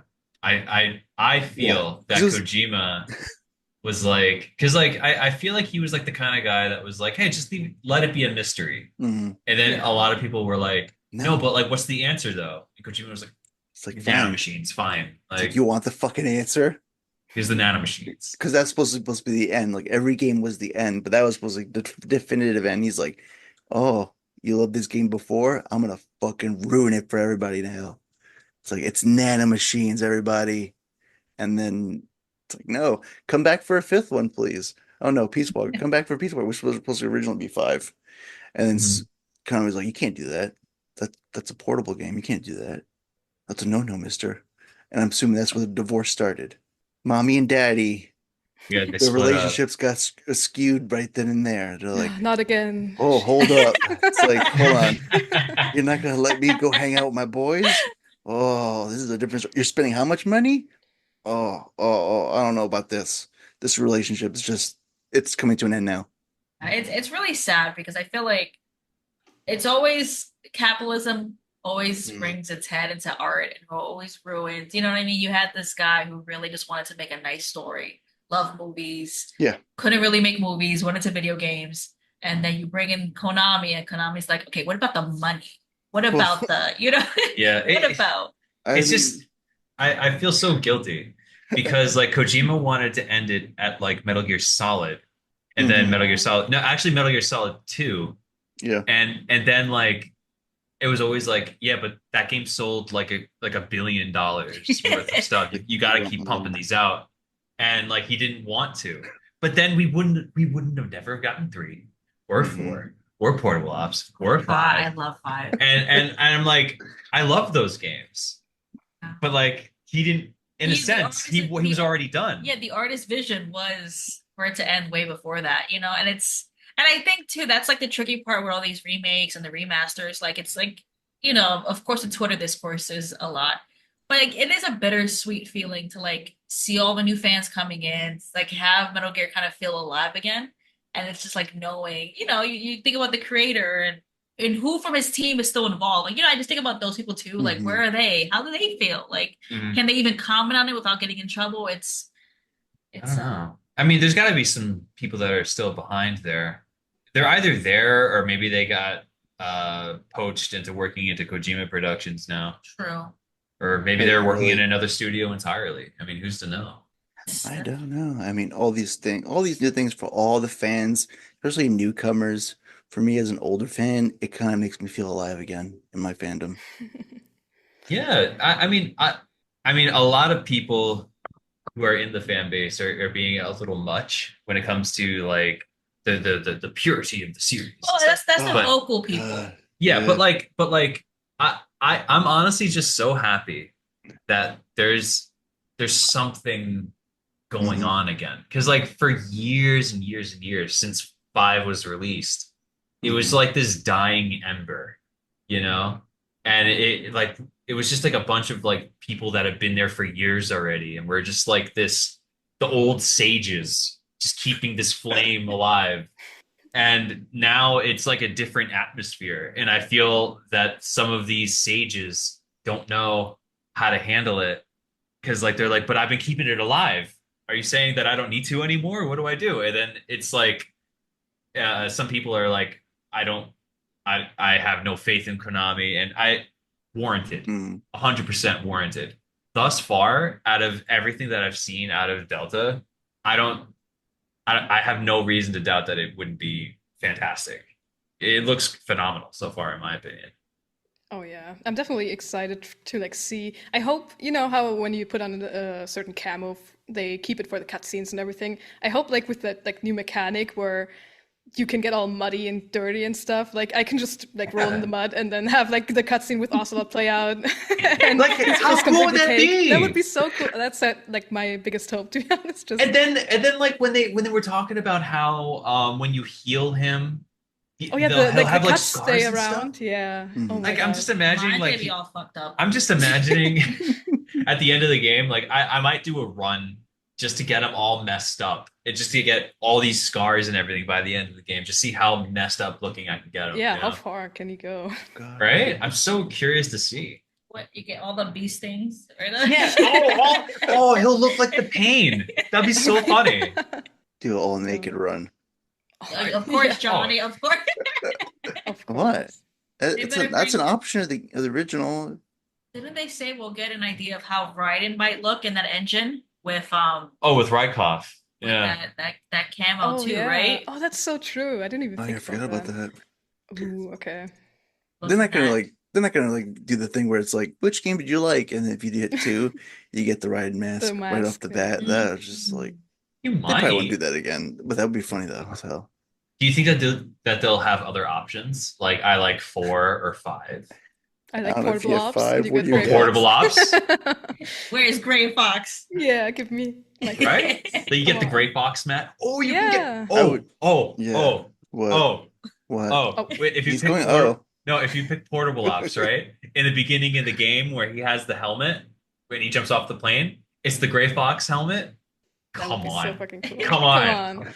Put me in the Oh. boardroom. I have ideas, Konami. Let me do it. I hope they kind of put an online aspect to the game. So maybe like, especially for the old heads, like NGO, especially Metal Gear Mm. Online, then you can like, oh, repurpose skins onto that, kind of make an online playing aspect to it. But they, who knows? It might be just be a single player game. I Do you don't know think what that they're they'll gonna do. have multiplier like they did I'm with hoping. the originally three? That's where it started, right? Yeah, that was the first Yeah, MGO. that's what I'm Man, that'd hoping be for. sick. And That would be so fun. I'm pretty sure that's what those people who were like kind of still clamoring and clinging on to like Metal Gear Online, like hoping for as well. Hmm. But that's a I lot to mean, ask for. I know that the second Metal Gear Online was like more of like that's the real Mm, shit. But man, it'd be cool to have a multiplayer aspect again. I mean, I know you could still do it in five, but I feel mhm. like five's multiplayer is more like it doesn't hit the same, you know? Yeah, no. I mean, nowadays especially, it's like you can invade people, obviously, but like it's so rare that anyone's coming to like defend their base. Like, this is me talking about the FLB stuff, you know. I know there's like the other like PvP thing, but like with FOBs, like no one's there anymore. No Yo, one's. I gave up on FOBs. I Yeah. sucked at those. I'm full stop. Like there was like a couple of bases I tried to invade to get nukes, and man, some of these bases were insane. Like I It's couldn't so do. fun. I had like a phase where I like was really into it and I would look like watch videos of people like infiltrating like the highest level bases and stuff, and I was like, I want to do that. I want to be so cool. Mm.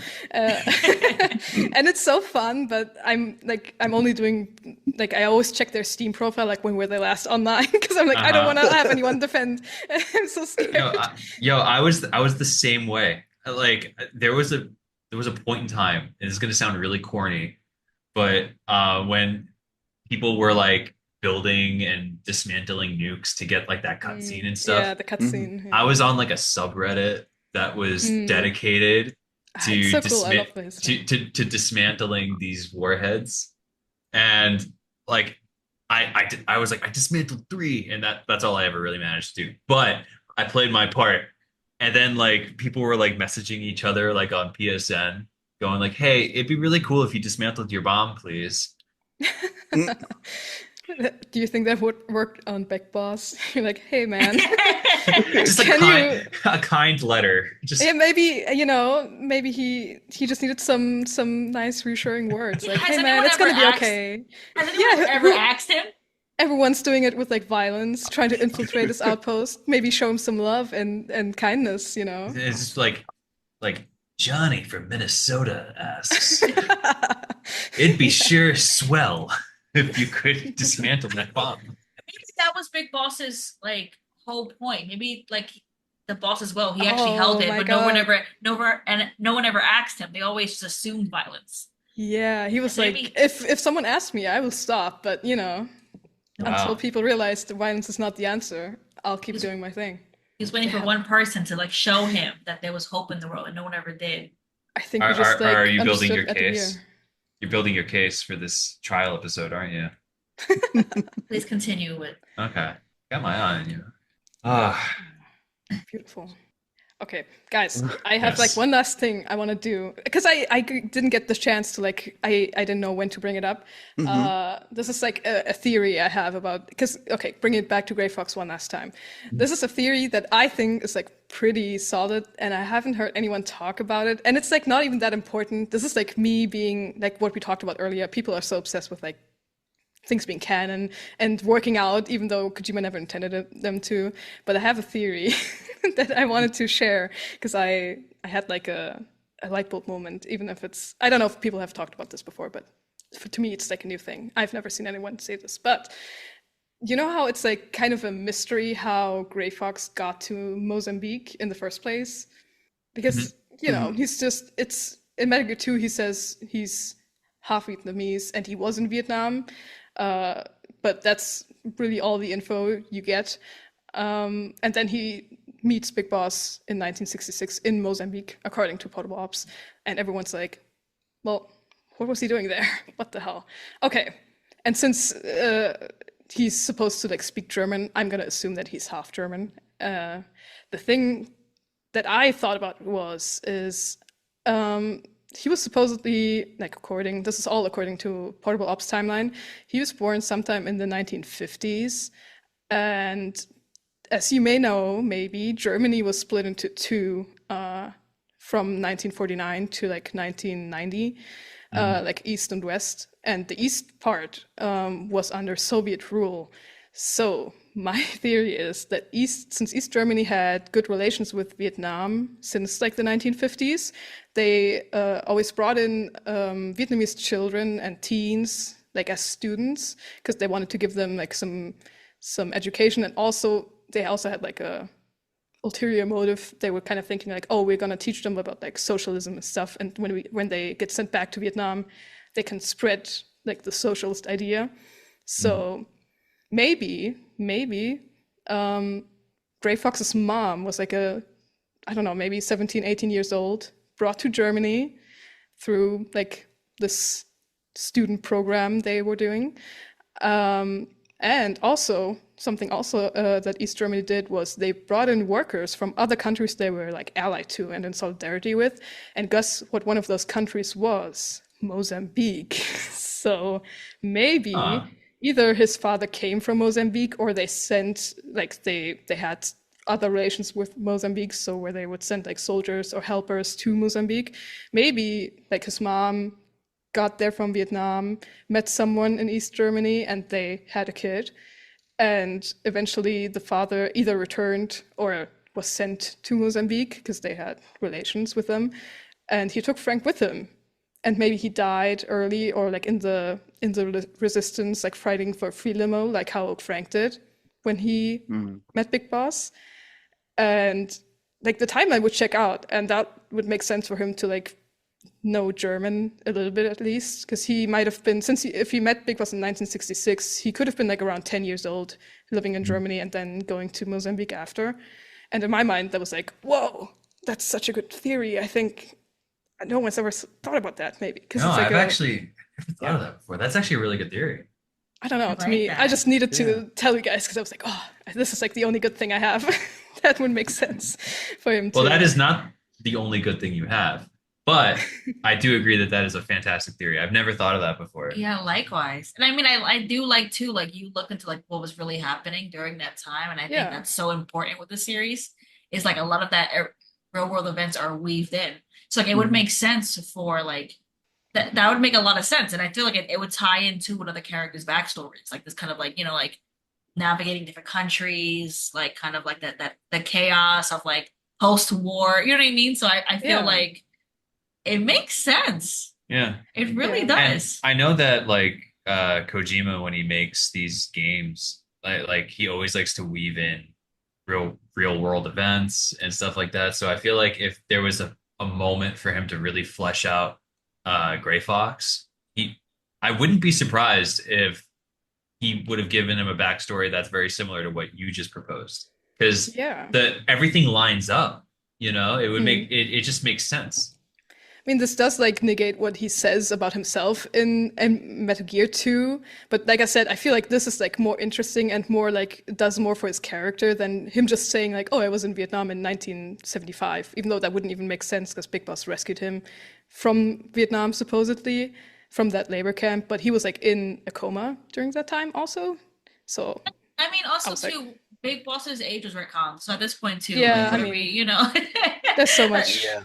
So like, I mean, yeah, he said that, but Big Boss said this and this and this. So like, Yeah, Big Boss had his age shifted like 3 separate times. So- Yeah. So I mean, I Well- feel like your headcanon is plausible. Sorry. Oh no, sorry. Like, it would make sense. Like the age kind of varies because what I would believe in to interpret like globally, the character of Big Boss was not primarily just one person. Going back to like with V, he was a mental copy, and I assume Solidus was another, but not like I wouldn't say like copy. Yes, he's a clone. I assume Solidus, with his background being a war criminal as well. I presumed he was another person running around the world pretending to kind of build up and bolster the legend of Big Boss. So you have all these different people with all these different ages kind of building up the legend of one person. So I'm presuming there's other people out there who are doubles to this man than the ones that we've seen and been introduced. do you think that within the Metal Gear universe that the boss's accomplishments are given to Big Boss? Because in older canons, it said that he was like a World War II veteran and he did all like these cool things. And I know that like people eventually find out who the boss is, but like maybe like these harrowing exploits and someone who's just called boss will be passed to someone who is also called boss that's more publicly known, Yeah. I don't know. I'm just trying to expand some headcanon stuff since we're on headcanon Well, and topics. to also build up those armies, like it would go great to hear all these stories and all these legends of this one kind of like infamous, like the greatest soldier ever, and who you supposedly are taking orders from down the line. So it's like it kind of like helps you like build your armies to have Mhm. people come to you. Pondering. Pondering. I do. I'm still thinking. I'm still on survivor types theory for Gray Fox. I feel like it makes you want to do more research on like Hmm.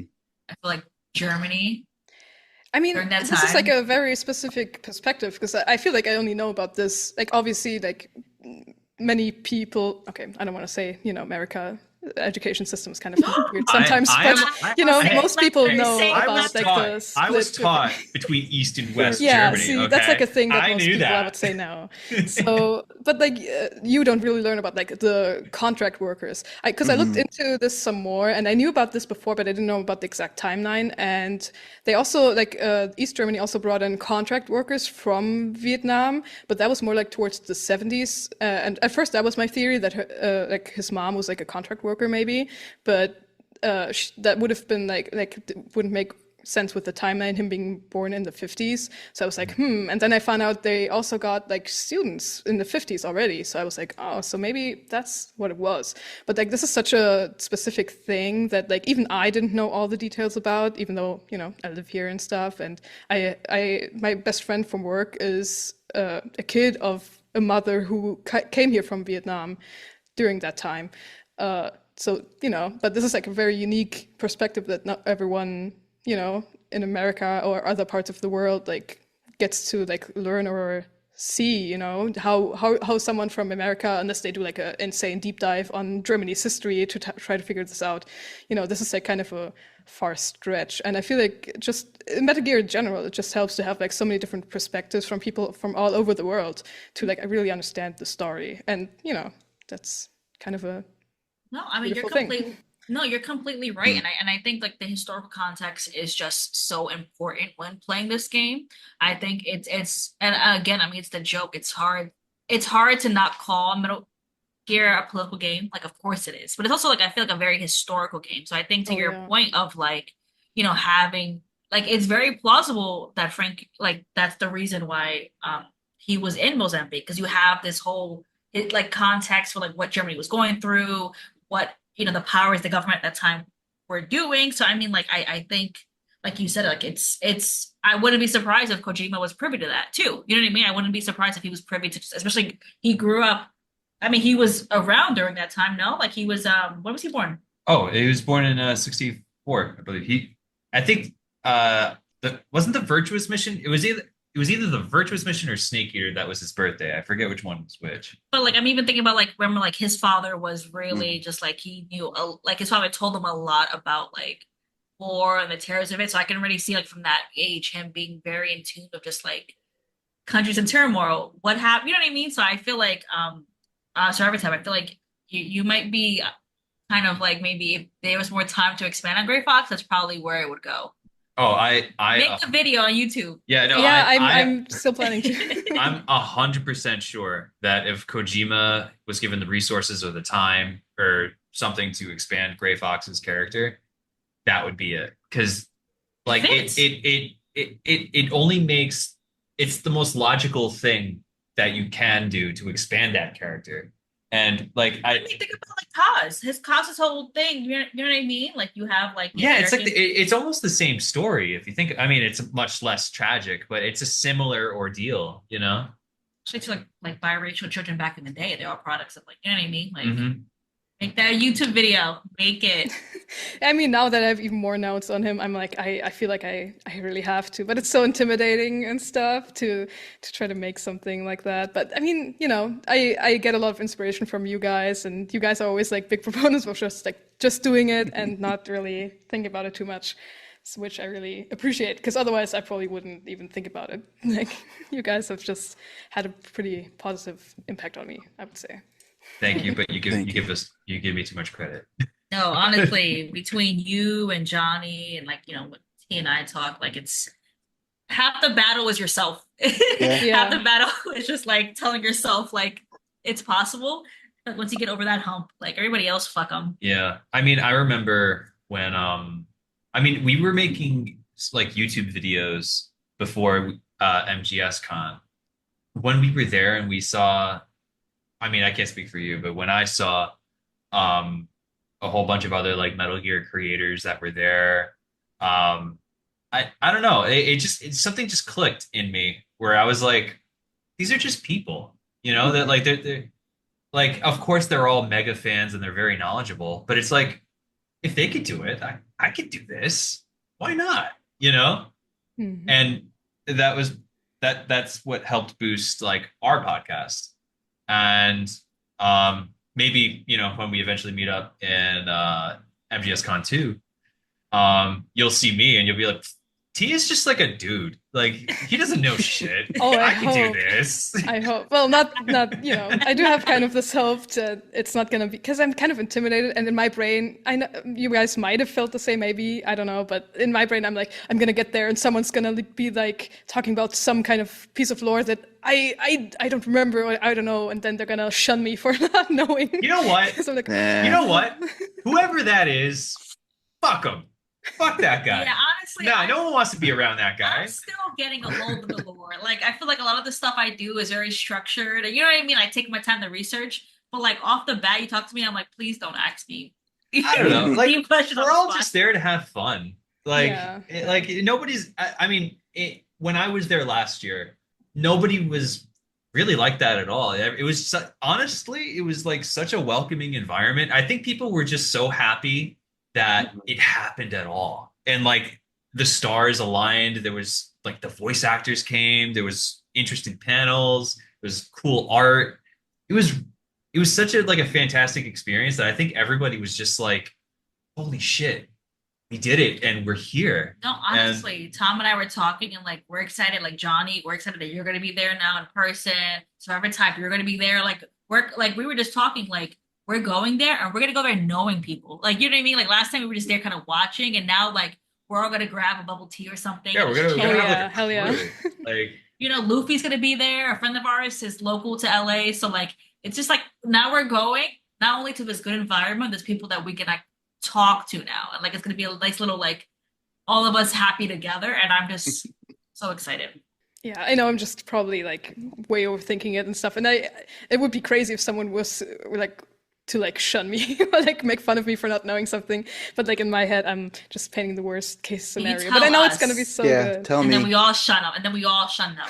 Yeah. yeah, we'll no. we'll encircle them and just point and just be a shame. Shame I on just want to you. be cool enough for the cool MGS people. I need to know every fact, which is not true, I know, and it's so insane too. Like if there's someone out there who really knows like every bit of information there is to know about Metal Gear, I don't know what kind of person that might be, but Whoa. Just it's go outside. Go. They need to go Yeah. outside. Do something. There's life outside of your wherever you are, your room, your home. It's a game. At the end of the day, Come it's a video on. Yeah. game. It's a thing that we love and enjoy, and like that should be the root of it. You know what I mean? It should just be about fun Yeah. and meeting people Yeah. who also love the same thing as you. Like, I mean, we all create our own like Metal Gear content in itself, but like we didn't have a hand in the game. We're all basing it on something else that somebody else created. So like Mhm. to like be so intense on like I am the expert or I'm the lore master of this. It's just like okay, Yeah, that's gatekeeping. And I'm not for that. yeah, I'm not for Mhm. that. yeah. Johnny definitely not. Johnny, Get the fuck out of here. That's what I tell people. If you're a gatekeeper and trying to like shun people out. And that's why I always And, say like, to people why? on my podcast, that's Yeah. what I always say, like, no matter what game got you started, just go with it. Keep going. If it got you into the series and you're in love with the series because of this game, it could be any of the games, whether it's canonical or non-canonical. Just go with it. Keep going with it. And if you're somebody who's a creative and you're just starting, you're not sure, just jump right in. Just do it, because that is the hardest part, is jumping in, because that shows like you have to muster up courage to do that, to let yourself out there beyond the open, because you do open yourself up a little vulnerability, doing this. This podcast, I have, it was in my brain for a year before I actually did it. And the reason I did is because like I was a fan of another podcast that ended, Metal Gear Mondays. I loved it. And I was like, oh no, it's ending. It's like, but there's so much you could talk about, anything in the game, down to the music. There's so many things to talk about this series. And so I was like, I don't want it to end. I want to talk to other fans. And that's why I'm going all over the internet, just like asking people, you want to come on and talk? You want to come on and talk? And people, no, and just like for you guys, when you were starting up, I was like, yeah, go do it. go do it because I want to listen to your guys' takes. Like I've heard my voice so many times to the point where it's like, oh, it's nauseating. Like I'm tired of hearing my own voice. Let someone else do the talking. No, Johnny, I think honestly, and I feel like that's one thing that I feel like Tom and I always appreciate. It was like you're always reaching out to people. We're always one like new fans, older fans. You're always someone who's like, come on down, like let's talk about it, you know.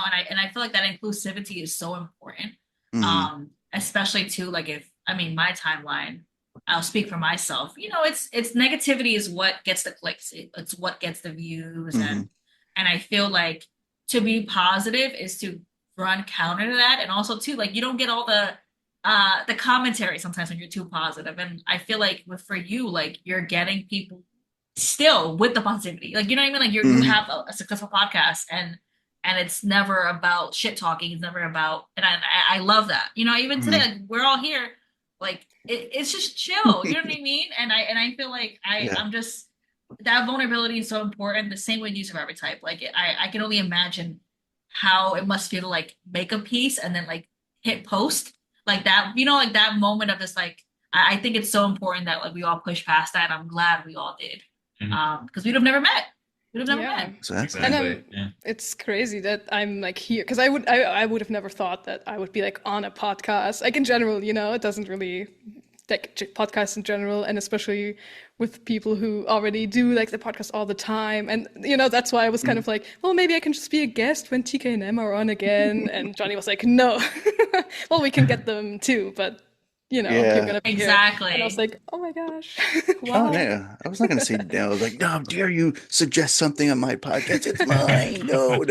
I was like, are you sure? I was like, let me message them real quick and kind of like gauge, like, you know, like how do we get all together, like to talk? That's primarily the difficult part because everybody's lives are so different and everybody's busy at certain junctures. So it's like, how do we get together to talk? Yeah, with the time difference and stuff, I know it's never that easy to. But I mean, you know, we're still like pretty close together. If we were like 9 hours or something, it would be even worse. But you know, I'm so glad it worked out.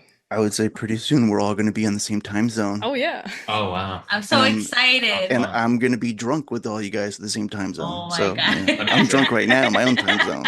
Amazing. So Wait, that'll be the okay. perfect part.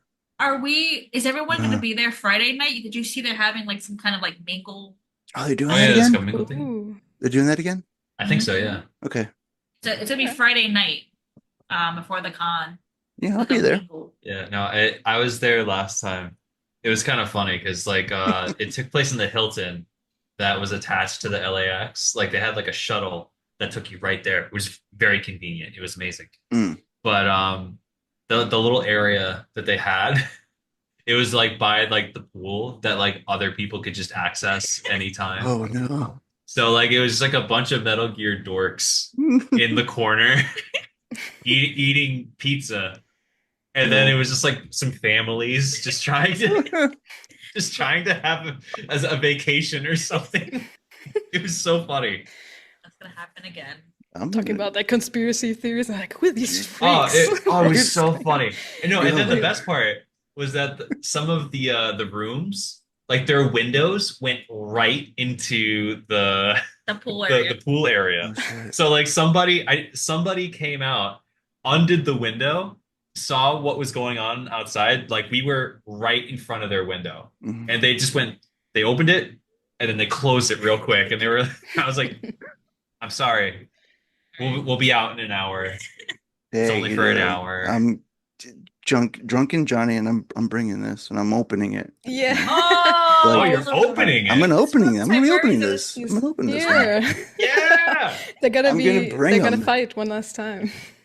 It'd be like Rock'em Sock'em Robots. Gonna make the next Yeah. fanfic edit where they like hug it out. At the Oh end. yeah.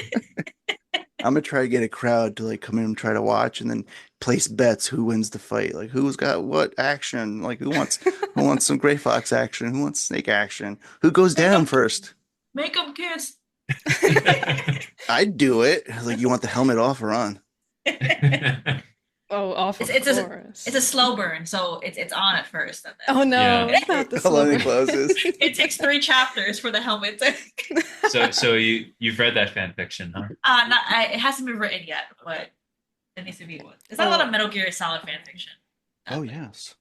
There's some good ones out there. There's so many creative people like in the fandom. It's crazy. Like I I'm I don't, I'm just blown away. I don't know. I don't know. Have you guys this is like a Metal Gear staple, I feel like, but I don't know if you guys have heard of it. There's like a fan comic that's called Yellow Cake by Million Fish. If you haven't like read it, seen it, I I've can heard only of it. I haven't read it though. it's Okay. it's amazing. It's so like if you, I can only recommend checking it Okay. out. Yeah, It's okay. one of the best pieces of Metal Gear like fan content I've seen ever. Oh shit. To be honest, like a lot, I know a lot of people feel that way, and but it really like changed also like how I draw and just feel about certain characters and storytelling like as a fan artist. It's so good. And I tried to like make my own comic at one point and it came nowhere close, but you know, I can always try again and make Try something. again, But it try inspired me again. so much. So What, that's what's the something. synopsis? Well, it's just like Metal Gear. It's like really, really up to interpretation. It's very loose and not like it doesn't have like a certain storyline, but it does also feature a lot of Gray Fox, Solid Snake, and Kazuhiro Miller, like a lot of Fox Sound Hmm. era, and like the influence that Venom, like the distortion of Venom in the series, and how it influenced like That sounds cast and cool. the visuals are just it's I could yeah please do check it out. Thank you. It's beautiful, just Sure. amazing people all around in the fandom. It's so cool. Yeah, that's for sure. Yeah. I have yet to meet a fan of this series where like I'm just like 100% turned off from. Like everybody is just like so cool, you know? Oh yeah. Sitting here with so many cool people right now, it's Aw. crazy. No, I'm serious. It's I'm so excited that I got to be here with you guys too. It's just all of you, amazing work. I love listening to everything you put out. Just God. I love seeing a new episode from Johnny pop up. I love seeing a new piece from Survivor Type. It's honestly, I just it makes Twitter better. Honestly, it makes it's like you said, it's like it's inspiring. It makes you want to do Mhm. more. It makes you yeah, want to yeah. try. Yeah. I'm so I glad agree. like that I found your guys' content. Like Tiken, it's like kind of what got me.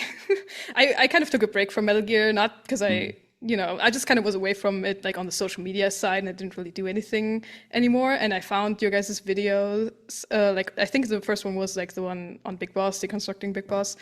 And then you put out the generational trauma one and I was like, man, these guys, they're making me wanna like do more again with Metal Gear Wow. because I haven't drawn any Metal Gear stuff for like years. I was really kind of I don't know. So I'm trying not trying to like lay it on too thick here. I'm just genuinely like you guys make amazing stuff, and then through you guys I found Johnny, and I'm just really glad to be here and It's No, get thank inspired you. all the time. and like we found Johnny and then we were Mhm. like we should do something. Like, you know what I mean? Like it's just all like just everybody influence. Everybody supports each other. Yeah. Yeah, it's so Like fun. I love it. I that's the primary part that I enjoy. Like I enjoy talking to new people. I enjoy talking to new guests, new fans, and I also enjoy collaborating with other people in that community. I feel like collaboration is like a very big part. So this way you get to like know other people, and kind of like make like internet friends too. It's like, hey, you know, kind of like bounce ideas off people as well. Like, you know, like I am interested in this. Like, what do you think about that? Like it opens up the door and opens up like to you finding people that you enjoy and that you can, you know, see yourself like, you know, I enjoy these people. These are my people in a sense, you know? Completely. And like I mean, just like even this right now, it's I'm leaving this conversation for newfound appreciation for Gray Fox. Hmm. I'm leaving this like so excited to see all of you at Middle Grade Solid Con. You know, like I feel like it's just shit like this where you're like, this is how it's supposed to be. This is how Yeah. like the internet was made for shit like this for fun, for like meeting people you probably would have never met otherwise. Mhm. I'm really grateful. I'm really grateful. I couldn't have said that any better myself. Like I'm just thankful that we all found each other Hmm. and we're all gonna like meet up in person. That's gonna be a lot of fun. I know, I'm excited for that. That's gonna be really nice. Um, Yeah, no, I'm such a fan of everybody's work here, and I love that we always encourage each other and encourage other people. Because like I think that that's like what you said, that like that's what like the I feel what was like the quote unquote like original dream for like the internet before things went a little south, you know, like everybody was always saying that like, oh, you get to meet other people from all around the world I and remember. encourage Mhm. people, and I feel like we're doing it, you know, and I want to spread that far and wide because that's what it's all about, you know. Yes, we should create our own nation, a nation without borders. Yes. You You know know, what? No more time zones to hold us back. We're You doing know? this right now. maybe he had a point. Maybe not such a bad idea. Just leave out the Nation child for the Metal Gear soldiers fans. and the Yeah, nuclear we'll leave weapons. out the child But soldier bit. we gotta train. I mean, raise the next generation. That's true. So Oh, you know, like well, they go to Oh, school this is- then. This is bring how your daughter in here. Let's tell her something. this is how it starts. This is Oh how no, it she's begins. indoctrinated already. She knows about these characters, especially with going through like oh, that's Raspberry and Maddie's artwork. Kind of like Nice. helped like bring it in because it was like, and now she's got a book, so I'm like, I'm gonna fucking buy that book because my kid loves your fucking artwork. No, I honestly know? I can't wait for that. I can't wait for that. But it's gonna be cool, like seeing all the new people come in and just all the new content. When Survivor Type has a table next year in Metal Gear Solid Con, you know. Who Like when knows? we, There might be too many applicants, and I might yeah, not have you'll a be chance, one of but them, and you'll be one of them. And then I'll John- apply, but no guarantees, I guess. I mean, I also don't know how about the logistics of like, because like I would have to bring all my tabling stuff like from Germany. I don't know how that would work. I might, That's I true. don't know. Maybe you could I've rent never it from tabled somewhere. anywhere. Yeah, I don't Yeah, know. Yeah, maybe. I don't know. I've never like tabled anywhere for like any artist alley or anything. So, but I mean, that would be one where I would actually want to do something and go. So, I'll try. Let's see if I can make it. I'll try it for sure. Yeah. yeah. I'm gonna stereotype. I'm gonna that the whole like I think that picture you did for TKNM was like it was like what was it, tuna salad, right? Tuna. What's his name? Tuna. George. What's his name? I forgot his name already. Fuck. Oh no, I said I I'm was the gonna biggest make. fan. Oh no, I forgot. oh, I was gonna say like I was gonna turn wait. it into like something for my wall, but then instead like I'm gonna put it in for a mug, and this way I can always Oh, like drink yeah. it when I talk to people. Like it's not gonna be Uh-huh. coffee in it, like it's probably gonna be vodka or bourbon, but still they don't know that. But I'm like, and then they'll see it, and then there'll be interesting conversation starter. Yeah, Gary oh. McGolden. That's him. I forgot. Gary McGolden. Yeah, Thank you, yeah. thank you. As the number one fan and only fan artist for Yeah, you're Gary the McGolden, only real I- Metal Gear fan here. Yes. I'm the only one. Yeah. Yes. Tuna espionage action. That man, I can't wait to see you. Survivor Type. I'm so excited to see all the stuff you do. Same with you, Johnny. Like you had Cynthia Harrell. Like it's just everyone's Oh, doing yeah. big things, and I'm really excited. It's just this is what it's about. It's what it's about. We're all gonna Excited. rock. I think that's a good way. I think we've found our area to kind of like coast and like, all right, this is where we're gonna like end it here, folks. Like, We're landing this plane. I think so. I think Okay. yes, Tom. Stop talking about 9/11 on planes and airports. Jesus Christ, man! I didn't even do that. He won't let you down. He's Fuck! not gonna let you live it down. Oh my Wait, god. If I see you at the airport, I'm gonna yell at TSA agent like that no. man talks about 9/11 all the time. I do not talk about 9/11. And they're gonna be like her. And I'm gonna get arrested for some reason. like, All right, because they will see him like I don't see a person, but I see her, a I Latina over see. there. I see a brown person there. Let me just get that. Oh my Her. god. Get her. But after the con, okay? Because you can do that afterwards. I don't want to come there and then Thanks, Survivor bad you Type. not there. Yeah. Yeah, exactly. Oh, you're right. Yeah, we don't want to be like jailed in or anything like that on a no-fly Wait. list. Johnny, are you flying out Friday? I'm flying out, yeah, Friday. Yeah, but I'll be there Friday night. Oh shit. Oh Okay. shit, you guys flying out Friday? Fuck, you're gonna be the same Oh. plane as me. JFK. Yeah, that's where else would I fly out of? I mean, there's LaGuardia. And Newark. Fuck LaGuardia. Oh, ugh, Newark. I like Ugh, LaGuardia. ugh. I'm sorry, Guys. Survivor Type. This is very New Um, York airport. I'm walking here, something like that. Dude, we're going straight to LAX, so like nonstop. Oh shit. Okay, we might. That'd be funny. If we're on the same plane, that's gonna be hilarious. I'm gonna definitely talk about Christ. 9/11 in front You of you. guys Then. flying you guys flying JetBlue. Delta? No, Uh-huh. I think it is. There you No, go. it's No. JetBlue. Oh fuck, we're on the same plane. Wait, I know gotta it. look. But God no, Oh, I'm so excited. wait, but no, honestly, we have 4 more weeks. I'm super excited. We're closer to the con than not. It's gonna be so. Don't say your flight number because people are crazy in the Oh, internet yeah. world. Yeah, no, I don't even show.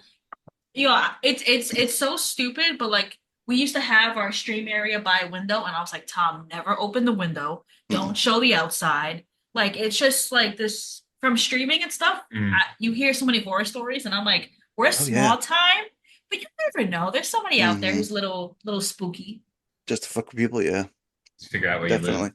Or they'll swat you. I've had that. I've You've been swatted? not swatted, but I know Oh. somebody that Oh my has. god. And it was like the most terrifying fucking thing ever. I can only imagine, man. That's ugh. It's traumatic. It's crazy. I don't even understand. Some people, why? Fucking Like, people. what the fuck? Fucking people. Sorry, but it's so insane to me. The fact that that's like a thing. I would say Kay knows this, and so does T. They both know this. Like, if you're gonna come at me, you better come at me in real life. Because if you try to do that internet bullshit, that's a coward's way out. Come at me, and we'll go in front of my house, and we'll duke it out in the streets. All right, I'm taking off my Hand to shirt. hand. just Yeah, I'm just just- like Grey Fox Snake and style. Snake and Yeah. Liquid Ocelot. We're gonna Oh, okay. fucking fight it out and inject each other with like adrenaline and start all over again. Johnny got that dad energy. You know what I mean? He got some do. newfound like newfound It strength. kind of comes in waves where it's like, oh shit, I'm pumped up. Like, oh, the dad part's like energized, re-energized. It also doesn't help the booze too. It's like, shit, it's only noon. My wife's like, you're drinking already? I'm like, it's the weekend and I'm podcasting. That's what I do. That's some dad shit. That's some dad shit. Oh, you think you're dad shit now? Wait till you see all you guys there with my fucking fanny pack. I'm gonna be full dad. Oh hell yeah. That's sort of like I'll bust out Cyber Ninja figure out my fanny Wait. pack. Like, That's probably what I'm gonna do. I always wear a fanny pack. I don't know what you guys are laughing about. helps. So yeah, I've dude. used this since I was a kid. It helps. Robert time really got the dad energy. So Robert's already the fanny pack. You're I'm already ready. a dad. I already wear one every day because, like in Berlin, you never know. Someone might Bravo. nab your backpack. It's always good to have it close and stuff. So, and when I was in Ireland last time, I had my Solid Snake figure with me. You all saw the pictures probably, and Snake was in there. The Snake figure, he was there. Amazing. I had to have him like ready to go for a picture. Amazing. There you So go. cute. There you go.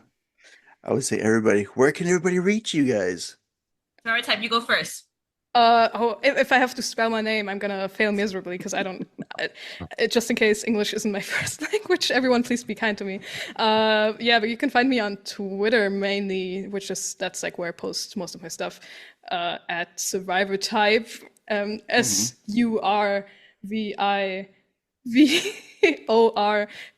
SurvivorTTYPE.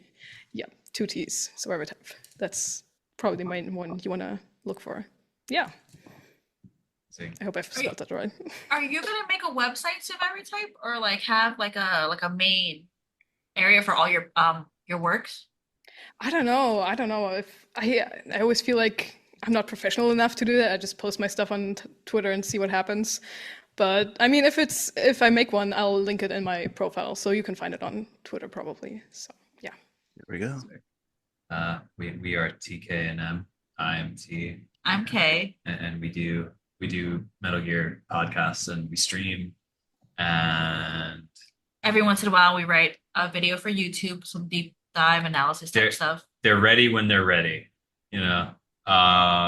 It's Right. TKNM, TKANDM, everywhere. Twitter, Twitch, YouTube, Spotify. We do Metal Gear University. Find that on Spotify, Apple Podcasts, wherever. You know, Mhm. you drop a follow. I don't know. Just do whatever. I don't care. But you know, And I would say, like, follow them, check out their works, check out their content. It's good stuff. And that's just me. That's me actually censoring myself. I would have just said it's good shit. People, go check them out. And this has been an episode of Metal Gear Resurrections. This is Johnny's podcast voice. Amazing. I like the still have to podcast work on voice. mine. I know, available everywhere you get your podcasts. Number 5. Now that we're Burger fucking King home to with lettuce. ACAST. I used to Number like 5, the Glizzy Gobbler. Oh my and at one point we were higher rated than Kojima's own Spotify podcast. Wah, wah, That's pretty wah. sick. That's a good bragging point. I would say probably like a 1% budget compared to them. I was like, you got the money, bro. You're overly produced. What's up with that? You better step his game up. I don't know. Better for season 2. I'm stepping my game up. Why isn't he? But no, this has been great. I've enjoyed talking to you guys inside Survivor Type. I've enjoyed finally get to see you in person, and get to hear your story. Same thing with you guys, T and K. Always fun to talk with you guys. Always a blast. I don't know when we actually have a horrible conversation. Probably when we see each other in person. There's not a screen in front of us. Probably. Yeah, We'll just hate each other from then on. we're just gonna fisticuffs by the kiddie pool. We'll just use Survivor Type as our boss. The will of Survivor Type. We both got wrong interpretations. And just go from there. Okay. Oh no, I don't know Yes. if that's what I want. No, you gotta tell us something that's like very basic. Like, hey, look both ways before crossing the street. And I'm like, I think that we have to destroy all the cars. And then you gotta be like, no, we have to control the roads and bridges. There we go. And then we fight. That's gonna be a That's a pretty good match. And that's the episode, I'll- folks. I'll think of a good will to pass on to you guys. There we go. Yeah. To be continued.